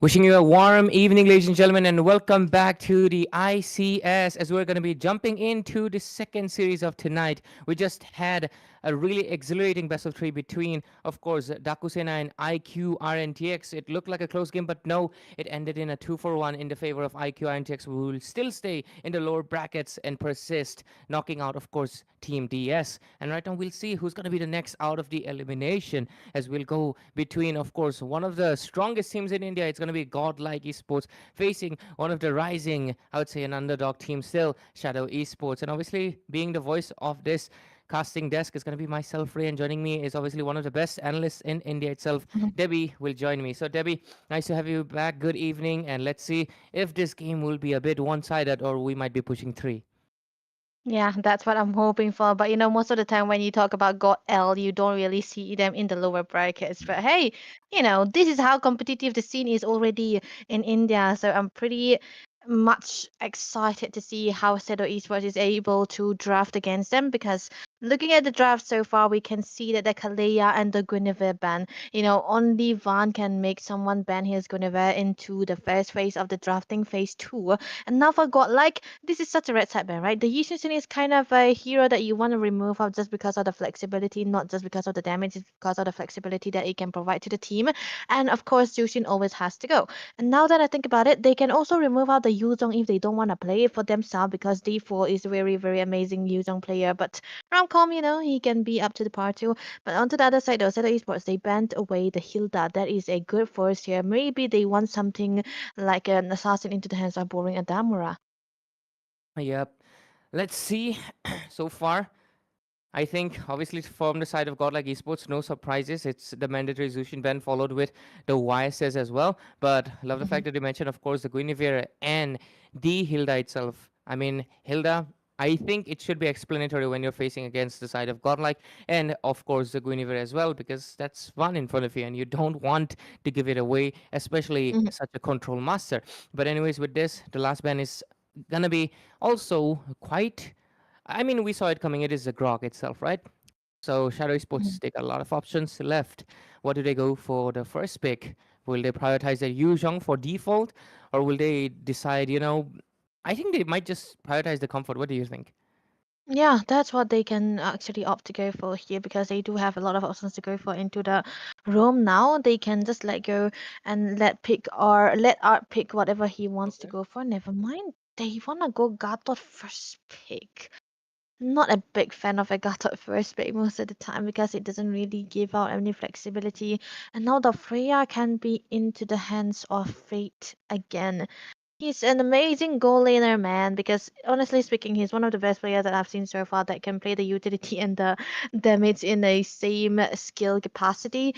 And yeah, he's gonna be a very, flexible here player. So now they can pick away the Esmeralda, which can still be a flex, and I think it can be into the hands of Fate because now they have a first pick Lunox. So this is gonna be giving them a lot of options to go for, and either if they want to go for a marksman into the goal or not. That is a safe choice now because they have a Lunox already. So. What do you think Shadow Esports could pick? Because Eve should not be an option anymore because of the Esmeralda. I think Sora would be a good pick regardless. You can go wombo combo with the Gatot Kacha since Oh. you've Yeah, already yeah, yeah, committed yeah. to the, Mhm, the CC and just try to chain it up as much as possible by getting a little bit mhm, more but mhm. looks like they're going to be going Mm. with the dual ADC setup with the Kimi and the carry. Uh, I mean, they're going very aggressive. I think the whole Yeah. reason is definitely they just want to melt out this Esmeralda. Basically, they don't want her to be a threat. So interesting choices regardless, but Sora still can be picked in the later phase, unless Mm. it's get banned out. But yeah, I think Fate most likely will go for the Esmeralda because I do see most of the time. I think like it's like 60-40 of the time I see Fate is a one Yeah. Esmeralda instead of Romcom. Romcom just Mhm, 100% likes to go for the Ceres, but since there's the mhm, Freya, I think it's gonna mhm, switch. It's gonna be the Freya under the mhm. Gone lane instead. I was expecting the Freya to come into the second phase rather than the third pick. That was why I was actually very, questioning what I did missed out. But I think it's more of them trying to deny the Eve pick very early on here, around here. So Shadow Esports were kind of forced to pick out Akimi already here, and I don't like the fact that they picked this together already. But then again, carry does really well when it comes to against tanky heroes. So the Freya Yeah. into the lane is gonna be struggling just a little bit, but I think he will be able to have a good meltdown if he have a good spacing at this point of a time. But then again, it's very good. It's gonna be very vulnerable, right? So it's gonna be dependent on what Godlight. No. Shadow Esports will be picking into their jungle and their XP to create a lot of spacing for their side too. So Godlight, they ban away the Buckshot. They might as well ban away the Fredrin too, because looking at the composition so far, Shadow Esports, they are, trying to set up for a bit of a utility into the jungle, no? Yep.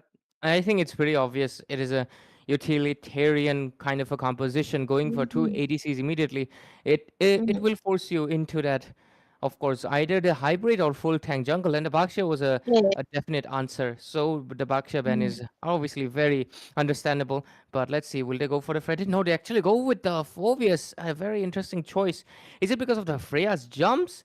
I am not too Mm. sure about it. Shadow Sports can right now pick up the Fredrin for themselves, honestly, and it will suffer a bit because there's a Lunox, right? It There's will, a it will, there's yeah. good amount of HP melting, but at the same Mm. time, it will become pretty tanky to be dealt with in the later phases. So let's see, what do they go for? Do you think any out of pocket picks might show up from either of these teams, or we might just see standard heroes showing up right now? For these two teams in particular, I've never seen them picking up a different hero that is out of the meta. So, it's usually, they are sticking to the papers, to theory, and there haven't been many. But yeah, this is what I would like to say here for God L now. Hayabusa looked really good here just because of the presence of the Kimi and the carry together. This is a very safe option that they could go for. And when you talked about a physical damage, that is what's necessary here for Godlike. And they could have gone for any kind of assassins, right? Maybe the magic damage dealers like the Joy or the Lancelot, but I think the Hayabusa does really, really well when it comes to a carry. So I did not understand why Shadow Esports did not ban away this hero in particular, because they could have forced Godlike to go for a magic damage dealer into the jungle here. But then again, maybe there's a priority that they want to do here is that the colleague cannot be easily melted down by the carry. So this is what they want to go for here. Look at that though, Uranus and a Suyo. I don't have a complaint about the Suyo, but Uranus, don't they want a good set? Only Gatotkacha for a set. Yeah. Very unorthodox setup, honestly. Like only Gato. There's Mm. visibly no Mm, crowd control except for the traction pulse. yeah. Once you take down the Gato, they visibly have zero CC. That is too easy for the Freya, I'm gonna be honest. Even for the True, Lunox. true. There's no Yeah. one that can obstruct the Lunox. Just take out the Gatotkacha. Lunox can just go Hail Mary and just stay on the Chaos form because she Mm. doesn't exactly care. There's no one to stop her. That's a very Mm. unorthodox composition coming in from the side of Shadow Esports. And of course, Oh, Art pulls up ask one of yourself. his old signatures. Many seasons back, it was his main, but obviously it got nerfed, stopped appearing that much. But right Mhm. now, it is going to be on the table. And no doubt, it is not the best, but hey, is it the But worst? yeah. Absolutely not. It has perfect Mhm. utility. I don't know how The Shadow snake Sports will hit the combat this, jungle. man. Oh yeah, that's the thing, right? They have only the AOG that can be the main crowd control here, because you know I've always thought maybe there's a possibility that if you pick up the Gatot, you might want to pair it together with some hero that is good to join them away, to tie them together, mainly for CC or a Sora, or something that have a good and heavy sets too, like the Elise as well. Now with the Uranus, you don't have a crowd control. You are just gonna be standing here giving out the damage, which is good when you have a pick off hero. And now they don't have pick off type of combination. They are more for the team fights. But maybe, just maybe, it's Moon's specialty, so that's why they went for it. Possibly. Let's figure it out together, right, Debbie? As we Yep. we head into that land of dawn, and we'll see how good the execution is going to show up. Obviously, the Kimi is going to be bullying the mid lane as much as possible because that's her job. But oh, Freya already coming in for a very strong invasion. Fate already providing, but he's going to be caught in mid with a lot of people. But I think he's got the flicker, right? Oh, Yep. oh, Oh wait, no, wait. it's okay.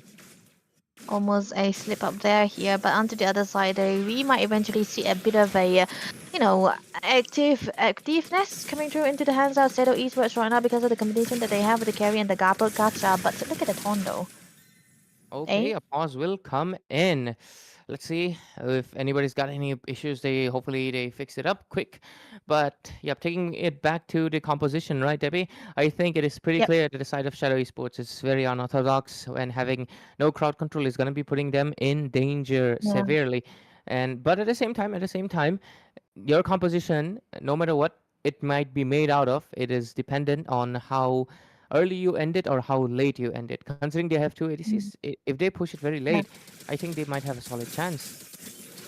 They can if they are able to hold on onto the earlier part of the game here because honestly speaking, when chip is picked into the opponent's side, right? If you do not really have that early game, you are unable to go for the sets here. Even if you go for those shortcuts or on a perfect timing, if you don't have the damage, you cannot utilize onto those shortcuts there. So Godlike will be trying to play into the early phases of the game, especially into the jungle side. But mid, what?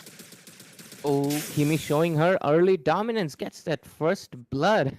No surprises there, honestly, but I think Bit saved his flicker. He could have survived, but he decided not to. Saving it for maybe a revenge kill when he has a chaos out. But let's see, bottom lane, lot of pressure, lot of stuns popping in. Kacha fighting in strong, but the Kimi is actually able to help Default get a kill. Damn, the Kimi is way too strong for the side of maybe Godlike to handle in this early game. That is so too close for. Oh my God, Sweet Peter actually gets that kill. Very surprisingly, great sniper. Not sniper, that's a rocket, right? So they will also skip that turtle. Good start for Shadow Esports. Wow. But oh, what's Yeah, happening? this, Are they trying to go for a Uranus, or is it Bid who's in trouble? He's not level 4 yet. He's not level 4, and that's why they were after him. Freya comes in with a fray, but that's a little bit too early to go in. A kill comes into the hand of Boring Adamora. Double kill secured. AOG into the back end, but a brilliance right at the nick of time is going to be able to save him for now. But Shadow Esports utilizing the fact that they might not have the crowd control, but what they have is the damage, and they're utilizing it to the max. They are utilizing it to the max, especially onto the kill that can come through into the hands of who is Peter right now, and he does not really have the flicker too. Into the early game, you don't really see a Kimi going in aggressively onto the flickers here, but he's able to do so here because they know that art is not going to be that tanky. But look at the stun though. Oh, looks like it's another kill for who is Peter. They are utilizing Kimi to the max, and he even has a orange buff. That is looking kind of. I mean, he stole it from when the High did not have retribution on top, but not looking that good for them, mate. But let's see how good. I mean, it's a snowball already. Let's see how well they maintain it. That's the question. The maintenance part is where the tricky parts come through here because most of the time when you see a good goal into your side, you wanna instigate a fight. Of course, it's good, but then when that team fight becomes slippery and you did not really get what you wanted to go for, it comes down to losing away all the goal that you have already accumulated for yourself. But this time around, I feel like Zutsu Esports are very, very disciplined on the way they are playing. They know that they have the lead that they require here into the early stages of the game. They give a good level lead onto the hands of Bowling and Damura onto the Suyo as well because most of the time when you play against a Hayabusa you do not really want to be behind against him because that is going to be a good lead that he's always going to be having. But mid lane Ard might be in trouble, but this guy is so squishy. I mean, we talked about Sid being squishy, but he's extra squishy today.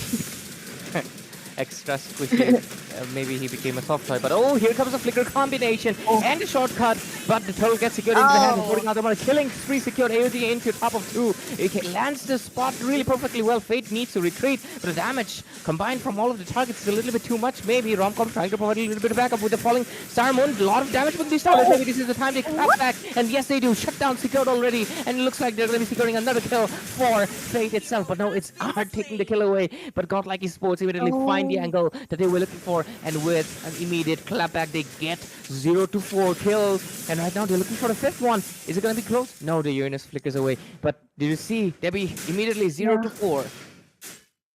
That is not the fight that Shadow Esports will be taking, but it's more instigated by the side of Godlike rather than Shadow Esports, right? And they were looking like they were trying to go back and not stay into that team fight. But then again, they know that Romcom was present with them. He was into the team fight already, so it was a very very green light for their side, and they just went back in just like that. And with the lower cooldown he had onto the ultimate, was able to re-enter onto the team fights again. And now Shadow Esports, they are losing out the goal that they have, but still it's doable here because they are going to be equalizing onto the goal right now. But onto the bot lane side, Romcom, he's got to be careful. Yep, let's see. Oh, default over there. Just got that Oracle. Will help him with the heals. But Shadow Esports, you just lost your lead that you had so far. Hui's Peter got a shutdown. That was 3 kills going away from your hands. And right now, they're basically needing to get back that momentum. But would Godlike let it go? I don't think so. But oh, bottom lane, look at that. There's a shortcut coming in, but they also see a portal. This is going to be a 5v5, isn't it? Into the bottom lane. Here comes the whole cavalry of Shadow Esports. A lot of damage being dished out. Wing gets a kill onto Art. AOG into the park. And oh, the Hayabusa is going to be falling in the fray. Gets taken down. Van and as well as Art, both of them fall in this team fight. They were not expecting the portal to be opened in that mid lane. Unfortunate circumstances for them. Yeah. That portal was in favor for the side of Shadow Esports rather than Godlike here, but they are compensating to try to get into the mid lane side here, so that is going to be the trade-out that the Shadow Esports, not Godlike Esports, were looking for here. So this definitely is an equalizer again, but 2k gold is still into the hands of Shadow Esports, kind of look good for them to hand Wink. I think with with the turtle buff that he have, he's going to be able to get out a lot of sustains too and get out the gold as well, so that he'll be able to get out those level spikes, power spikes on a perfect day too. But this is going to be a bit hard here because you don't really have the good capacity of positioning here. But look at the shadow though. Shadow connects, but obviously that's 3 targets. Can't find a window to really go for the Shadow Curry. And with this, the side of Godlike Esports, they're gonna be waiting for maybe the flicker again, maybe for Art to initiate another team fight. But looks like they want to go for an invasion. Here comes the Evil Queller, and okay, Traction Pulse too, but a lot of resources thrown in the purple, but no engage except for the Uranus there. Oh, here comes the Chaos Assault. This is out the damage. That's 3 people on top. Forces the flicker, but they're still going to be good. And the Art also initiates the ultimate as well. Oh, Falling Salmon coming in. And they decide to kind of go back. But oh, looking at all the commotion, he gets that bottom lane turret. That is going to be a good fight for the side of Shadow Esports here. I think Van miscalculated his ultimate there, the Shadow kill, but onto the mid side though, look at Taunt. A lot of damage, and the Unbreakable Taunt really hit the spot, but Art will be able to retreat. Bit taking a lot of damage to the face. The Kimi proving to be a trouble non-stop. Romcom on the other side though, pushing the turret sneakily, and I think he'll be able to get it unless Boring Armor can do something. But no, Van gets the kill onto the carry, and right now the other side is getting him chased. Kimi is after him. Surprisingly, Gacha onto the back. Oh, Freya finds the target. Kimi might be in a lot of danger. Uses the flicker as well as the dash to move out of the danger, and she's going to be fine for now. But the team fight is still going in, and looks like Gacha will fall in this fray, and a killing spree has secured in the hands of Fate. Not looking good. The side just switched. It is no longer the Kimi. It is going to be Fate on that Freya. Oh, Uranus wants to probably provide some vision, but I don't think she's going to be able to steal it alone. He cannot really do that alone, but that's going to be a shortcut coming through. Unable to kill out the Uranus here, even with the 5 members here. They're going to be needing the Chaos Assault coming through from Beta as well. But now, with the good kill and a good initiation coming through from the side of Godlike, they're able to take out onto this Lord right now, but Bit flickering away. There was a good chase coming through, but they will have to back away for Shadow Esports. They have a Lord to take care of, but the fact that Boring and Tamura did not just give out the Lord, he's just trying to sync onto the lane at the bottom lane side and was able to create a lot of timing for them so that the Lord will not be marching together with the minions. That is going to be the only thing that they can find in an advantageous right now, with the Lord taking through from the side of Godlike right there. But now that we think about it, this shouldn't be a fight even Godlike will be taking here. They just gonna have to focus onto the outer turret. So one already taken down, but DHS for Freya, huh? Interesting choice, but let's see. An interesting team fight is brewing. AOG doesn't really land a spot into anyone. Oh, Freya dives inside the turret. So Oh, aggressive, but Wing gets a kill as well onto the Hayabusa, but so does the Freya fall. That was a 1-for-2 trade, and funny enough, Shadow Esports actually was able to come out on top in the team fight, but they ultimately will lose out their outer tier turrets because look at that. Top lane is gone, bottom lane is basically gone as well. Only the mid one is standing, and only Gatotkacha. Oh, okay, Uranus is going to be defending it as well. yeah. No, this is why I was saying, they cannot really go for the team fights here. Most of the time, Boring and Damura are still able to survive, but that's gonna be a torn and a chaos already burned down, but the brilliance is still available for Beat, so they have to back away. Never mind, Art. Art goes in for an aggressive shortcut, basically retreats with 1 HP traction pulse, landing into two target, basically almost connects Hayabusa, but he dashes out of the shadow. Freya dishing out the damage, but taking a lot of damage to the face as well. Too many low HP, someone's getting aggressive, and it is the Uranus, survives at 1 HP as well. Here comes the Esmeralda, she And also wants to go for that 1 HP kill. Greedy on both ends, but they decide, oh Freya, oh, Kimmy going in with a flicker. Misses that second skill, or it could have been pretty interesting. It could have been almost a triple kill. But let's see. Yeah. They're retreating slowly. Both of the sides have decided it's time to regroup and strategize. But oh, Fate has different plans. He's all alone in the territory of Shadow Esports. But reality is, nah, it's time to go back. That is a very, very good discipline coming through from the side of Fate as well. But I said that when they had the Lord, they shouldn't bother trying to go for the fights here for Godlight because they did lose it out here because Wink is actually free hitting here and there's no one focusing on to him. And I feel like Beat should be the one doing that because he's gonna be the one who is able to burn out and burst out the carry here who has already had a good farm onto his side though. But I think it's still gonna be okay for the side of Godlight. They're giving a bit of a space here. Conceal coming through from Art, not able to engage anytime soon because Mori and Damura is actually spotted him all. But onto the other side, though, default, he's just running around. Even with the lack of crowd control this guy have, if a Uranus is raw, that's he's gonna be very, very tanky. And this time around, I don't think they'll be able to melt him down anytime soon. If you go in a 1v1 situation, he's definitely gonna be winning it out. But they need like 3 resources to bond him down, and Lord, freely taken away by Boring and Damura. Interesting choices coming in from the side of Godlike Esports, but look at that. This might be what they were looking for. They take down Bruce Peter. Romcom captures the kill, and right now they're looking for a retreat. The Lord's coming in though. They gotta defend it. And on the other side, Van was basically going in for a 1 versus 1, but of course Bid comes in at the last moment to just take the kill. But looks like the engage is still gonna be going in strong. There's a lot of crowd control. Damage being dished out. AoE damages. AOG comes in as well. Landed on 2. But is it enough damage? Yes, there is. The carry is gonna be able to melt out Art, and right now he's going in for Bid, forces the flicker, he flickers in 2, a double kill, might make it a triple, yes he does. Wink right now in a full-on spree, he's looking for Romcom, but of course Romcom is on the other side, going in towards the mid lane, but slowly but surely Shadow Esports is basically able to chunk down these turrets. There is no defense anymore, it's 13 minutes into the game, the Lord's basically getting taken out, but there's a minion wave coming in. Carry right now, Romcom, do you have the flicker? You don't even have flicker, nor the sprint. He has to retreat, so basically has to leave out the turret. He's the only one standing in. Who's gonna be the one returning? It's gonna be Art, but there's no one for the shortcut to be used at. Is it gonna be Shadow Esports' first game secured? It looks like it is. They will get their first upset and actually get the game from the hands of Godlike Esports. Shadow Esports secures the game number 1 in this best of 3 series and lower brackets. Wow, that was amazingly well done by the side of Shadow Esports here. It looked so good for Godlight into the mid game. But I feel like, if Van was able to survive that without getting taken down by the minions into that fight, I think it could have been a very good defense coming through from the side of Godlight here. But he unfortunately was taken down with 1 HP by the minion, solo kill by a minion. But onto the other side, I feel like, there was a misplay coming through from the side of Godel here. They know that Shadow Esports have the Lord.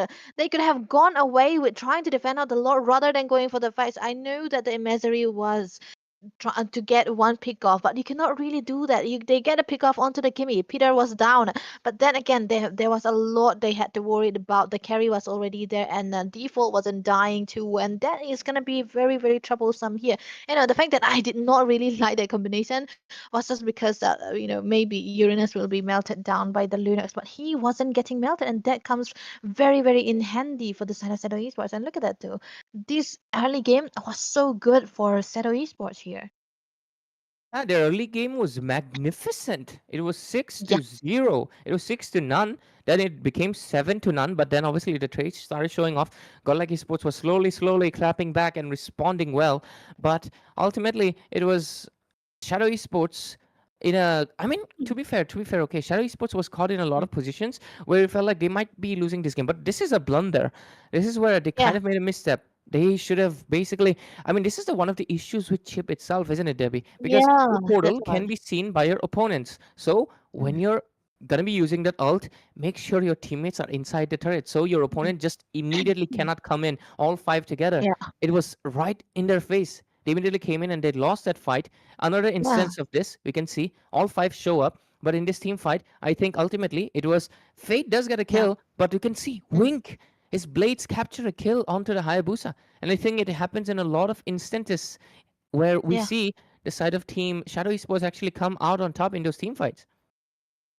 The fact that it was more of got like throwing the game rather than Seto is esports like being so good until they are amazing the way they were playing, the way they were setting up to the damage here. And VP of the game is actually gonna be Moon. That's the specialty that we were talking about under the gato. Maybe this is why it's important that you wanna stick to the comfort rather than the metas. That is the reason, or that is mainly the reason why they also must have been picking out the first pick onto the gato as well. You prioritize onto your main heroes most of the time, and damage taken 30%, and he's already so tanky onto the at the point of a time where he died only twice. And when two that Gatot is a very tanky Gatot that we are talking about here. And the fact that most of the time when his initiation comes through, it's more onto Art. When Art uses out the shortcut, he's the one trying to re-engage because he knows that he is able to get out those crowd control with the AOZ, and most of the time it really really worked out. And the fact that we kind of did not like the tip also because it's yeah, this is because of the squishiness that it have and the ability to throw as well. And got like they did not disappoint in that department. But onto the other side though, game number 2, we are gonna go and see Godlike Esports.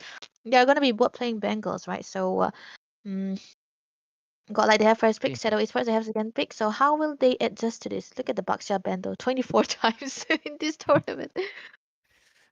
Kind of insane, right? This guy has been like Yeah, the meta jungle for very one of the longest times. I wonder if they when the developers released, do they wondered like Baksha might be like just jungle become lord. the completely jungle. I mean, most people don't even associate Baksha to roam anymore. It's just Rome, purely jungle. yeah. So At one I point wonder of if the time, it was also experienced.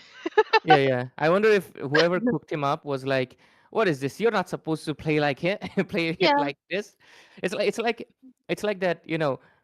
Do you in school? I think many people did it. You know, there's a math equation, right? You get the answer right, but the way is wrong. The now equations are the way wrong. is wrong. Yeah, yeah, yeah.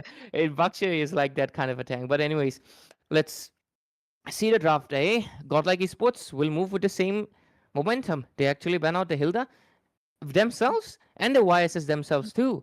And they're giving Shadow Esports a little bit of wiggle room for some reason. That feels like a bait. That feels like Godlike Esports wants to pick up something they really, really want as the first.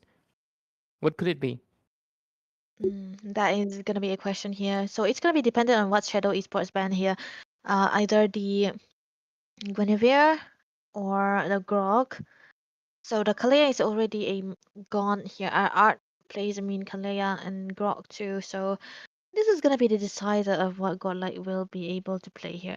It's quite surprising to see them ban away the Yishinshin. Because mainly it's usually goes into the hand of Van. Oh, there we go. It's gonna be the Grok right now. So knowing Godline Esports, do they wanna play the Guinevere or are they trying to set up for a Penny? That is gonna be a question because I feel like Van should get his priority heroes because when they're losing out onto the jungle, there's a lot of ways that Godlike Esports struggles, right? You could see into most of the games as well. So maybe they can prioritize on Vance Hero or try to get the Grog. I mean, the Grog is already gone, right? So Dragon also? What is a good pick here? So a lot of options remain open. Mm. Honestly, in this tournament, I can never predict the first pick. It can be anything. It can Eh, be true, yeah, true. but yeah, it's Oh, gonna be the Dragon. dragon. It looks Okay. like the most predictable answer is the right answer. It is going to be the dragon taken for romcom. Looks like they're going to be playing for a little bit comfort. Could we see a Granger show up then? Mm.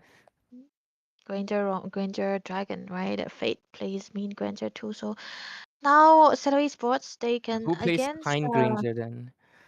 Kind Granger, um, someone who's not a goal laner and tries to be a goal laner. Could it be you then? No, it should be. It must be me, casters, man. We are. Yeah, that's us. But oh Look at wait, that. look at that. Guinevere, we were talking about the Guinevere pick to be into the hands of Godlight, but it's into the hands of Shadow Esports and another Moon's definite comfort. You know, never in a million years I would predict Shadow Esports to pick out the Guinevere first phase because boring a Damura is boring, not boring onto the assassins, man. So, you know, Yeah. I would think he would get the assassins here. It is today that I found out that he's someone I know. He's Ezo, and that's why I kind of recognize his playstyle. But anyways, Godlike Esports, they're gonna be the ones picking up the Kimi because they saw how nuisance it was in the last game. Because obviously it was obliterating the whole side of Godlike Esports, if I'm not mistaken, right? It was Yeah. dominating the mid lane. It was affecting the Esmeralda in the laning. It was even Mhm. forcing Freya to flicker out in the early game. So the Yeah. Kimi was just a massive threat, and I feel like I'm gonna be honest with you, Debbie. I feel like Kimi for pick should be an option. I mean, it was. I Oh. think a season ago, Mm. Kimi first Mm. pick was always the thing. I'm surprised it moved away, but whenever I see a Yeah. Kimi, almost 80% of the time she's dominating. So I think people gotta start respecting the Kimi again because since it's still a fighter meta, a person who can Yep. maintain a distance is always gonna be meta as well.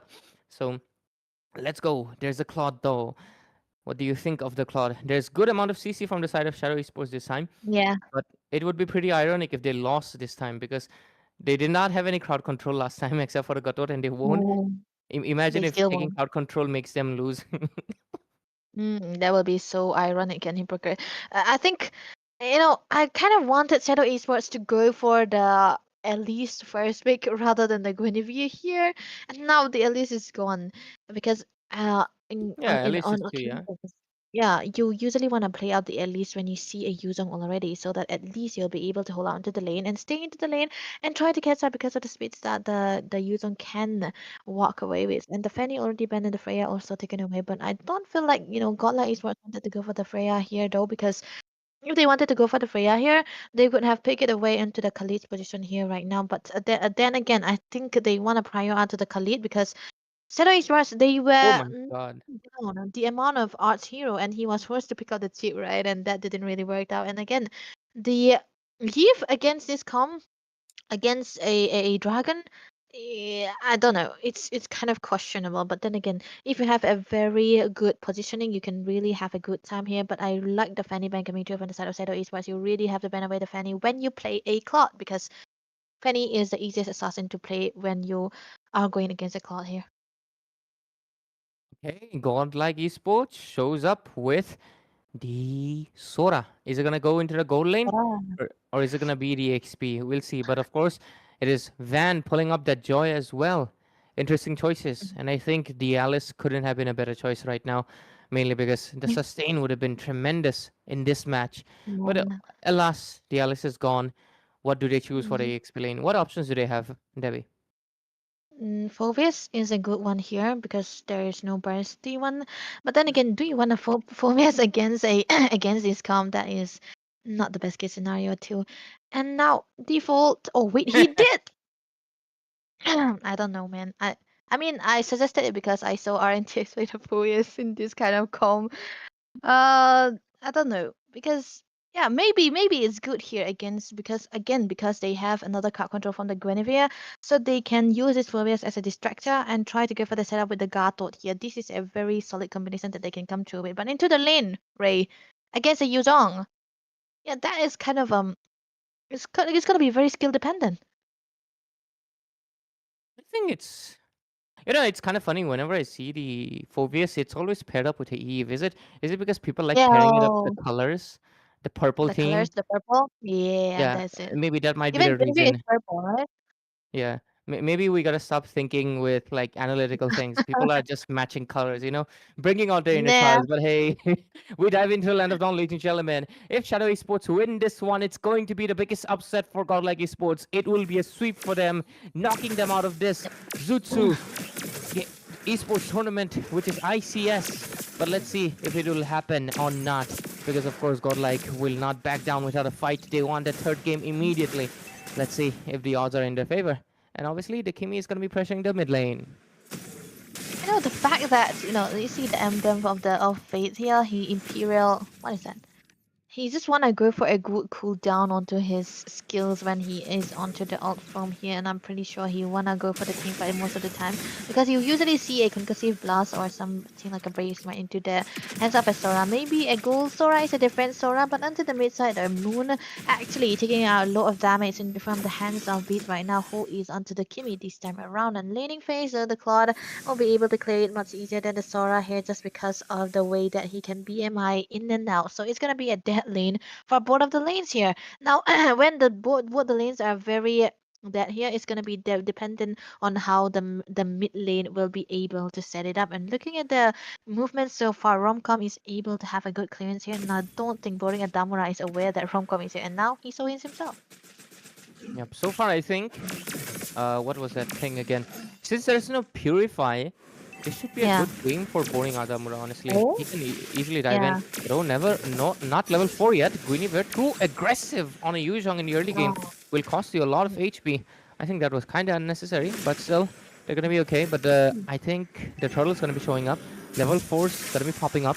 And the first turtle is not the most decision maker, but obviously it does set up a pace for the other one. Oh, here comes Moon with a little bit of taunt, but doesn't really matter about what's happening on top lane. The Black Dragon is used at 1 HP. Guinevere will... Was it? No, it was Default getting taken out. Both of the XP laners, 1-for-1 trade. Here comes the chessboard, and Sora goes into the back lane. He wants to pull someone in, but it's not going to be enough. And the Kacha will fall in as well. 2-for-2 trade immediately on both of the sides. Looks like it's not going to be 2-for-2. It's going to be a 3-for-2 as Sora finds a kill onto the jungler itself. And Godlike Esports looks like they're in a good position, but on the bottom side, Claude will get a steal, a lot of gold, quite in character for him.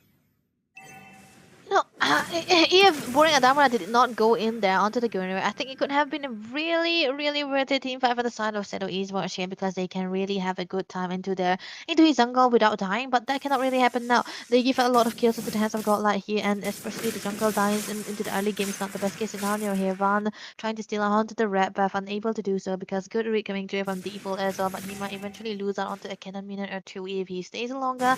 But this time around onto the mid side though, this is going to be a bit of a poke here, and they're coming through from both of the sides right there, but not default, but Art is just trying to give a bit of a reason here with the Khalid trying to go in and out, but that's gonna be a sweep, right?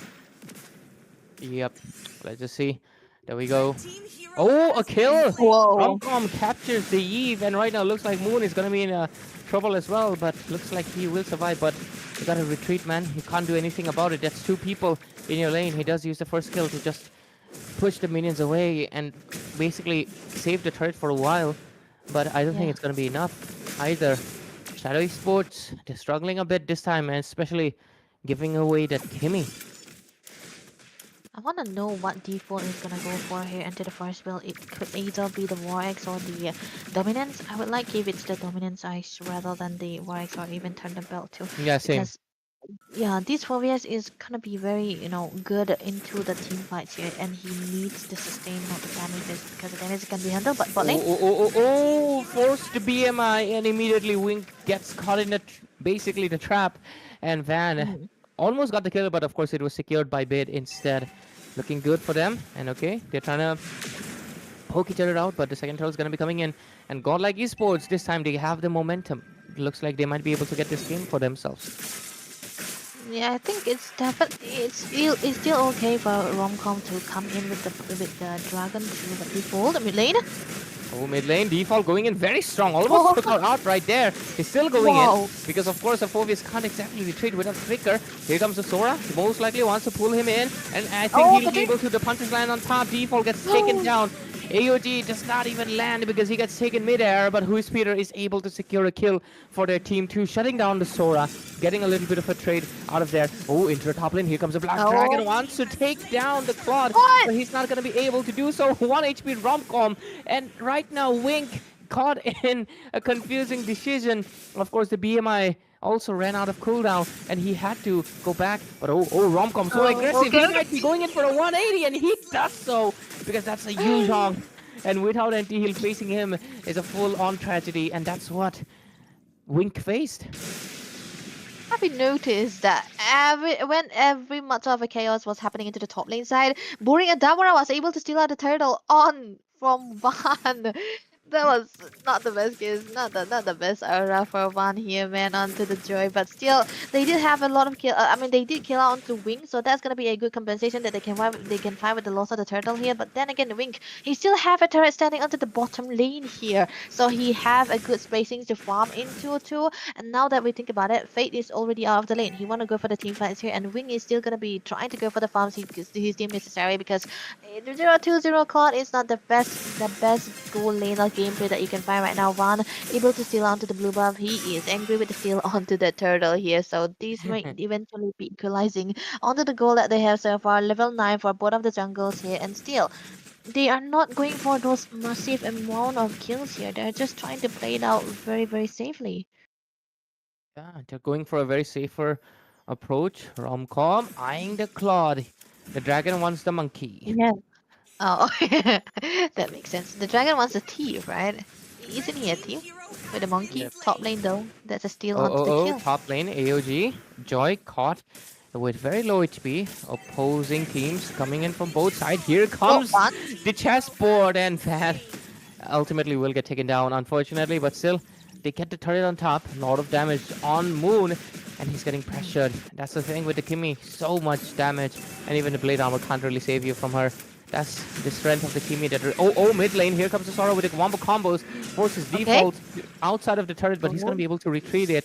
But Sora wants to go in again. Here comes the dragon as well from the back and comes in with a combo. And looks like it might be a kill over here, but the knockup from the spatial migration might be able to get a kill onto Sora. And yes, he does. Here comes the BMI into the back, and Blazing Duet takes down Bid. And with this, trades after trades keep on happening. And Zutsu Esports ultimately actually lose out that team fight. Yeah, they did lose out onto the team fight, but then again, Peter is gonna be out on time, and that's gonna be a turtle that's gonna be set away by Zutsu Esports here. Godlight here, but they don't wanna trade it out again and again. They need a little bit of XP into the hands of Van. He cannot really go for the engage when you are low onto the HP. Onto the top side though, Romcom's definitely gonna be getting the free farm here. When he has the dragon farm, he will be available onto the Lord Fire. So mainly, they did not set up for this turtle here because they know that they will not be able to win. So that means that they will be able to wait out onto the Lord here right now. Onto the other side though, Fate, I think he might be trying to go in. RWM already popped. Yep, the chessboard is gone. Who is Peter gets taken down by Bid, but so does Art. A trade-off has been made. A double kill secured for Wing. AOJ coming in, but a double kill for Bid as well. A triple. It's a tie-in, but looks like it's going to be Bid who actually secures the Maniac. Comes out on top and is able to basically wipe out the side of Team Zutsu Esports. It was a full-on Claude versus Kimi matchup, but the Kimi comes out on top, getting that Maniac. Very close one. Very close one. Great effort from Wing though. That was amazing to be caught in the mids, but still coming out in a really great fashion. But ultimately, the Kimi is the one winning that team fight. And I think that is because of the Sky Piercer. Yeah, the Sky Piercer really do wonders to a hero like the Kimi here, and that is going to be the massive kills that he's able to get here. And most of the time when you see a Kimi together against a Claude, the Claude usually have a better time because the Kimi hit in a straight line and the Claude just usually runs here and there, especially with the BMI that he have with the Blazing Duet, with the movement speed that he also have together. And now it's going to be bad, but jump. Okay, jump hopping in, and Art will get taken down on the chessboard. But that's just a roamer getting taken down. I think they're still going to be okay. Lords popping in on the top lane. I think that inner turret is going to be gone. But Sora very aggressive. Wants to pull someone out of the way. Spatial migration. He gets taken down. Too aggressive for his own good. But Yogi into the mid lane in a defensive position. Wants to make sure that Joy cannot come in. But Phobius finds the Kimi, but he's obviously not able to lock in just yet. And the Claude goes on top to defend the Lord. But Yu Jung gets a trade onto the bottom for that turret. Quick cancel onto the electrifying beast from default there. That is gonna be the best thing for the team here, because if Van was able to go in with the retribution that he have also, it's gonna be a dead, it's gonna be a GG for Peter, and he's still able to survive with the flicker too. So that was definitely gonna be a good cancel coming through from the 4 default this time around. I think he's gonna be tanky enough to try to sustain everything that can come through onto his face. But Godlike though, they are very rich under the goal, but then again they cannot really go in because Zutsu Esports, they are good with the peel that they have so far, and look at the dragon already coming through. Black Dragon into the air, just tries to zone out or gets a few stacks, but ultimately the team fight does not really amount to anything. They're just gonna go back a little bit and defend their turrets. 2 inhibitors exposed, but the mid lane is gonna be standing in strong. Good job so far from the side of Shadow Esports. I feel like Zutsu Esports is just rage baiting Godlike at this point. They're not letting go of their, out of their hole onto the mid side. But look at the jump! Okay, AOG coming through. AOG popped up. Here's the chessboard. The match being dished out at the corners, but they're going to be able to retreat. Khalid going in with the Tornado Blades. Here comes the Spatial Migration. Knocks up the Khalid as well. But Sora initiates. It gets taken down though. Unfortunate circumstances. Here comes the Cloud with a BMI. Is he going to be able to find the target? They're trying to retreat with every ounce of dash they have. Won't use this.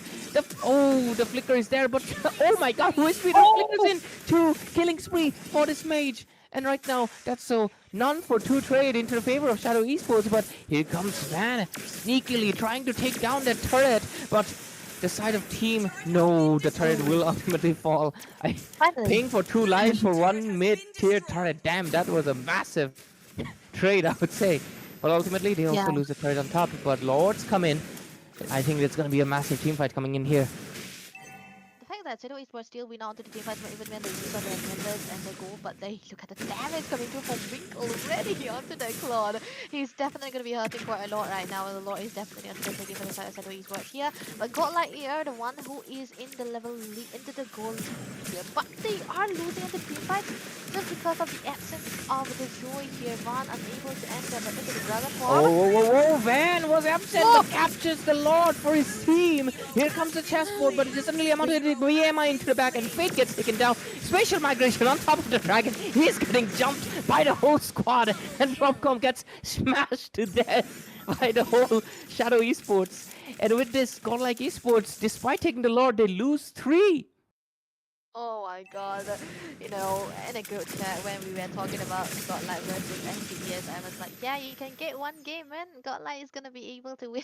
I'm sorry, people. That was a good first game that he had so far, and I think, good enough for a Powerhouse as well, because he was doing so good the way that he was present on the team fight, and he got the dominance eyes like we always wanted, and the wings, as well as the radiant armor, which is definitely necessary for a Joy and a Kimmy. And this is why it's important to go for this kind of build when you are against this composition. And the fact that he was always with the team means that Van cannot go in. He's gonna be getting cancelled out with the dark wave and the stun as well, and that's always gonna be a Inferno pursuit coming through onto him again. So that's why it's kind of stopping him from entering.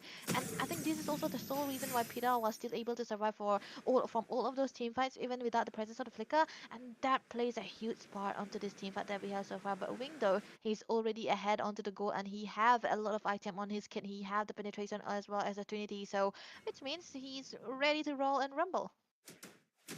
Ready to roll and rumble. Let's see how far can they do that, because the game is still progressing and still going, and it's going to be going into that late game mark. It's going to be full on Claude versus Kimmy gameplay right now, because it is the only ADCs in the game, and they are the only ones that can really control the pace of the game. But if it happens again, the Kimmy gets taken down early by the pokes of the Eve itself, it's not going to look good for the side of. It's going to look very ugly for Godlike Esports. They're hanging in by a thread. But at the same time, I do think since they're covering up a little bit of map presence, they have basically exposed the inhibitors. They're 1 Lord away from basically sneaking into the base. They just need that Lord, which is going to be coming in a minute. It's going to be the longest minute of the game here for the side of Godlike, but Romcom going in. That is... Oh, a chessboard popping in. Are taking a lot of damage to the face. Here comes the Sandstorm. just to retreat. Black Dragon form, but Van looking for a vulnerable target. Oh, this time, who is Peter? You won't survive. There's no flicker for you. And immediately a 180. They lose all their damage dealers. Only the front lines are alive. And this is not looking good. Full on 180. This is what I was basically talking about. And right now, God like Esports have the window of opportunity to just go in completely. They have one wave to do everything. Can the Phobius and the Guinevere defend this bait? The turret mid-tier inhibitor immediately getting exposed, gets taken down. They're looking to end it, but they don't have any minions to really go for. Oh, special migration, but it's not going to be enough. Winter Truncheon, it's not going to save you either. And I think that was a bad decision to commit to it. Ultimately, a full wipeout. The side of Shadow Esports, can they defend this? Peter is back, but it doesn't really matter. They got the Lord. It's a free one. It should be a free one with the depth of going a Damara here onto the Guinevere.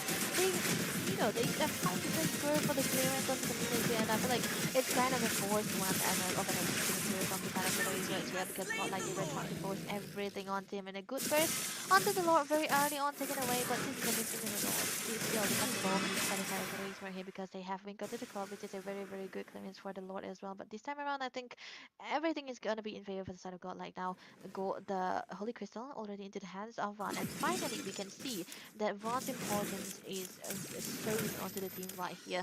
When default is out of the picture, he was able to go in, and when he went in with that damage that he have, he is able to get kills onto the best possible member like Peter or even Wink, and both of them died there, and that is going to be the prime target that he is actually going to go for here. And now Blade of Inquisition is into the hands of Ozzy, he's able to get out those damages in, so this time around they might eventually go for a dive against them. G into the pack defensively, but Wink does not survive the whole ordeal, and looks like this might be end. They lose members left and right. Default is down. They are 3 versus 5. The whole of Godlike is basically jumping on them. Minions are rushing in. They're going in for the side turrets. Is it going to be enough though? Let's see. They have lost Phobius. They have lost Claude. They have lost one of their strong victors of the laning. But let's see. Look at the damage.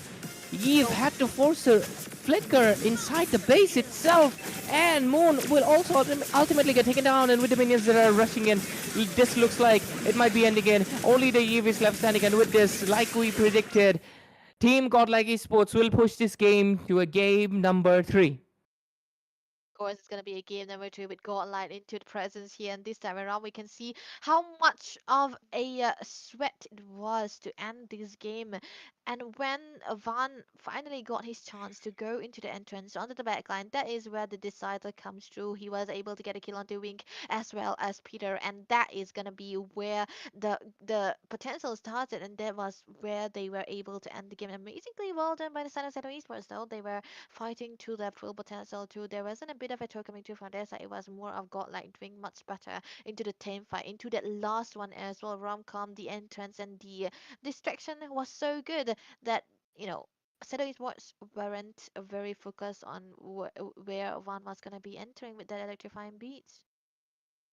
I think Van being out of the picture for so long, Yeah. they just kind of got used to not dealing with him that much.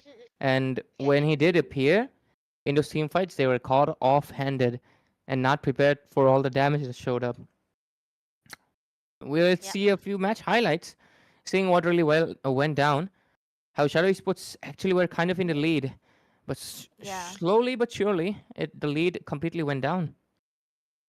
The thing is, their rotations, everything were on par here too, and I feel like Default really did a good job in the way he was trying to join you into the team fights as early as possible, because he is a Phobius and he wanna be present when the Sora is present. But the thing is, Faye kind of threw it out into the mid game when he was trying to dive in onto Peter here, but then again they kind of backed their potential out, so they capitalized onto all the losses that they had so far, accumulated a lot of gold too. And Wink, I feel like he hasn't been doing a problem. He hasn't had a problem here because mostly if you see him, he usually had the most damage from the side of Seto Esports. He's trying to go in again and again. The team fights were happening up and over, and still Default was able to survive, holding on long enough. And when he was holding on long enough, there was everyone from his backlines that can come and deal out the damages as well, always forcing Godlight to go back onto their tracks and onto their turrets too. But one wrong fight is all it takes for Godlight to win out the game, and this Lord take was basically the game changer.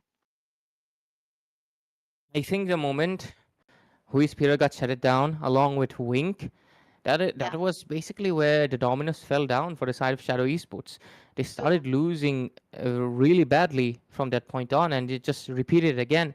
Wink got taken down first, and ultimately Eve, despite the best efforts, you're just an Eve. You cannot defend the base against the whole fray. And with this, we see the side of Team Godlike Esports getting back their forms, and we're gonna be seeing the MVP, none What? other than the Black Dragon.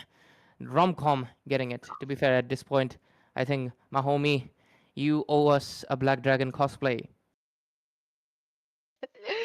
Oh man, I think we're gonna be happy to see that one day, right? One day. But I think it's kind of it's kind of a fate or now, not the player fate, that the first pick heroes are the one with the MVPs. Like in the first game, Moon first picked down onto that Gatot and he got the MVP. And this time Romcom got the first pick onto the Yujong and he gets the MVP again. But looking at the build so far, I think he got the Vortex very early on and then got the Raiden armor so that he'll be able to survive the of the onslaught of the Eve, and that basically worked really well for him. And most of the engage and the initiation were mainly from Romcom, and the follow up was from Art instead. That's how we usually play this game this time in this current patch. So explainers are very important. So let's see what the third game, the decider of this best of three series, will be happening for us. Absolutely right, Debbie. Let's see. Final showdown. Godlike Esports and Shadow Esports, both of them up in their necks. Shadow Esports almost forced Godlike to surrender in the sense that they would have been out of this competition, but Godlike stood strong. They basically are up for the competition right now and they're in their serious mode. Godlike has realized they gotta go all in. They gotta make sure Shadow Esports receives that respect and they Yep. have to play a dominant game because this is the last chance. Godlike had another chance in that second game, but this is no more. And Shadow Esports, you gotta bring out your A game as well. This is the lower brackets, ladies and gentlemen. The third game, last match of tonight. Let's see what happens. Bans are coming in a bit slowly this time around, even though I think nothing much would change because Shadow Esports has to ban out the Zushin, right? Dushin Kalea is gonna be the band. The fact that they chose out onto the second pick is definitely saying a lot here. Most of the time, I mean, if I were a team, I would go for the red side because it gives out two advantages, right? You have to ban away the meta heroes, not go for the target bans. And okay, this time around, Godlight will be banning onto the Hilda and the Boxia again. They don't like playing against the Boxia. They don't play the Boxia either. So this is a must ban for the side of Godlight here.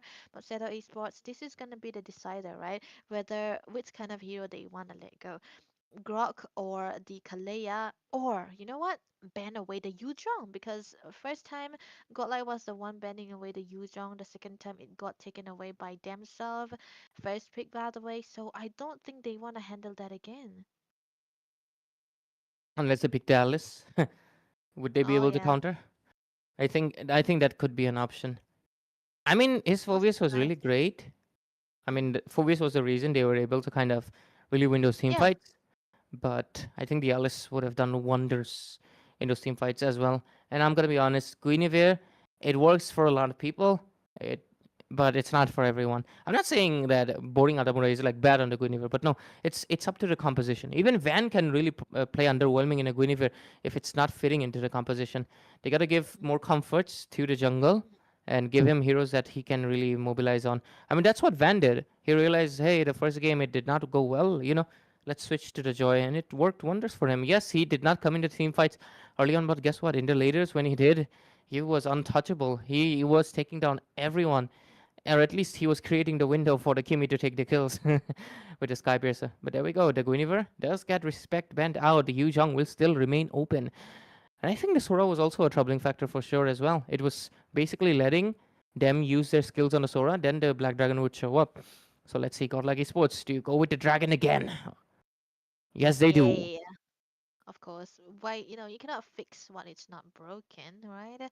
So let's see. Now that the dragon is here, I feel like Shadow Esports let go of this dragon for a reason here. maybe they want to counter it. It's very risky, all right, to try to go for this kind of pattern when you are on a third game, which is a decider game, whether you are going to be getting knocked out, eliminated, or not. So default, if you have anything into your mind, you can put it up here because at least is what you usually want to go for when you see a Yuzhong. But you know what? You can pick into the third one. This time they can try to prioritize onto any heroes because Ray, two roamers, and I mean the roam heroes are completely left open, so it can be given to the side of Godlight to decide to which one they want, and they can try to counter it. But no, they want to go for the growth directly from Mr. Moon. And also, the Kimi man, the Kimi, Kimi, she this is why. is the root of evil. Like this girl, holy hell, her damage is insane. You can't counter it. Radiant armor is not enough. You might stop it for a while, but she scales up. Your radiant armor is kind of useless at that point as well. Can't pick up the blade armor because she's not a typical marksman either. So you're kind of stuck. You take a lot of damage to the face as a frontliner. It really puts you in a bad position. Reminder: the side of team Godlike Esports only had the Kimi as the ADC. Rest of them were DPSs or just a burst, but ultimately they were able to come out on top. But oh, looks like they forgot to pay respect to the Fanny. The Fanny is gonna show up. To be fair, I'm a little bit hmm interesting choices. The Fanny is gonna be creating nightmare for the Kimi man. That's what this is the exact and direct counter. This looks like a very godlike draft now, right? The Yip usually comes true when it is into the second phase. I mean, when in the second pick also, and now it's gonna be the Yip here. So I don't know. Maybe I don't really hate the Esmeralda. They might want to play a basic marksman into the gold lane here for Fate now that they have the Eve and a Fanny together. They don't have that much of a late game here. Fate might be into the marksman. So why not try to counter it? But the fact that because of the presence of the Fanny, you cannot really pick out the Claude now. The Claude is gonna be very vulnerable, so carry it is. So I don't know, man. Carry against an Eve, um, It worked I in don't. game number one. Looks like they want to Yeah, recreate that. They're like, hey, Kimi carry worked. Let's try it again. Even though true. the situation is very different. There's an Eve. Yeah. I mean, these three heroes did not exist in the first game for you, so kind of doubtful about that.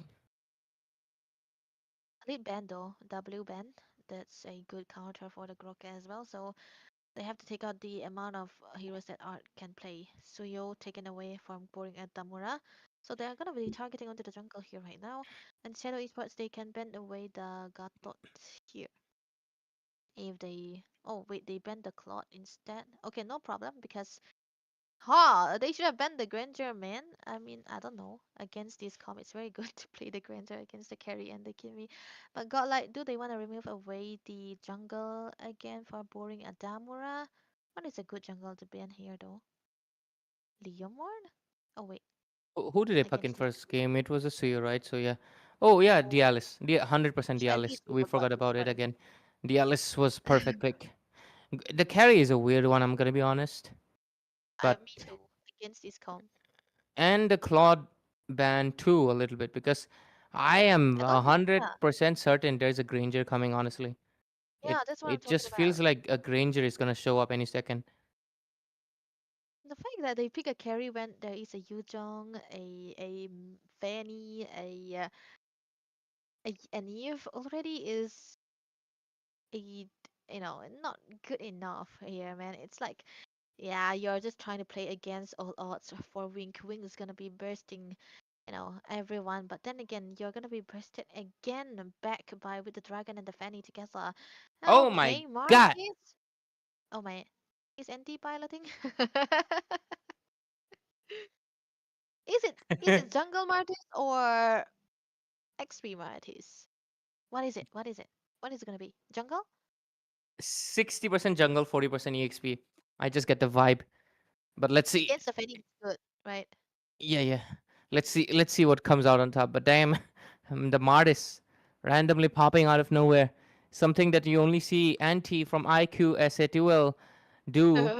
But that's why Hey. guys, Debbie just joked. Don't take it seriously. But yes, Godlike Esports. What's your response?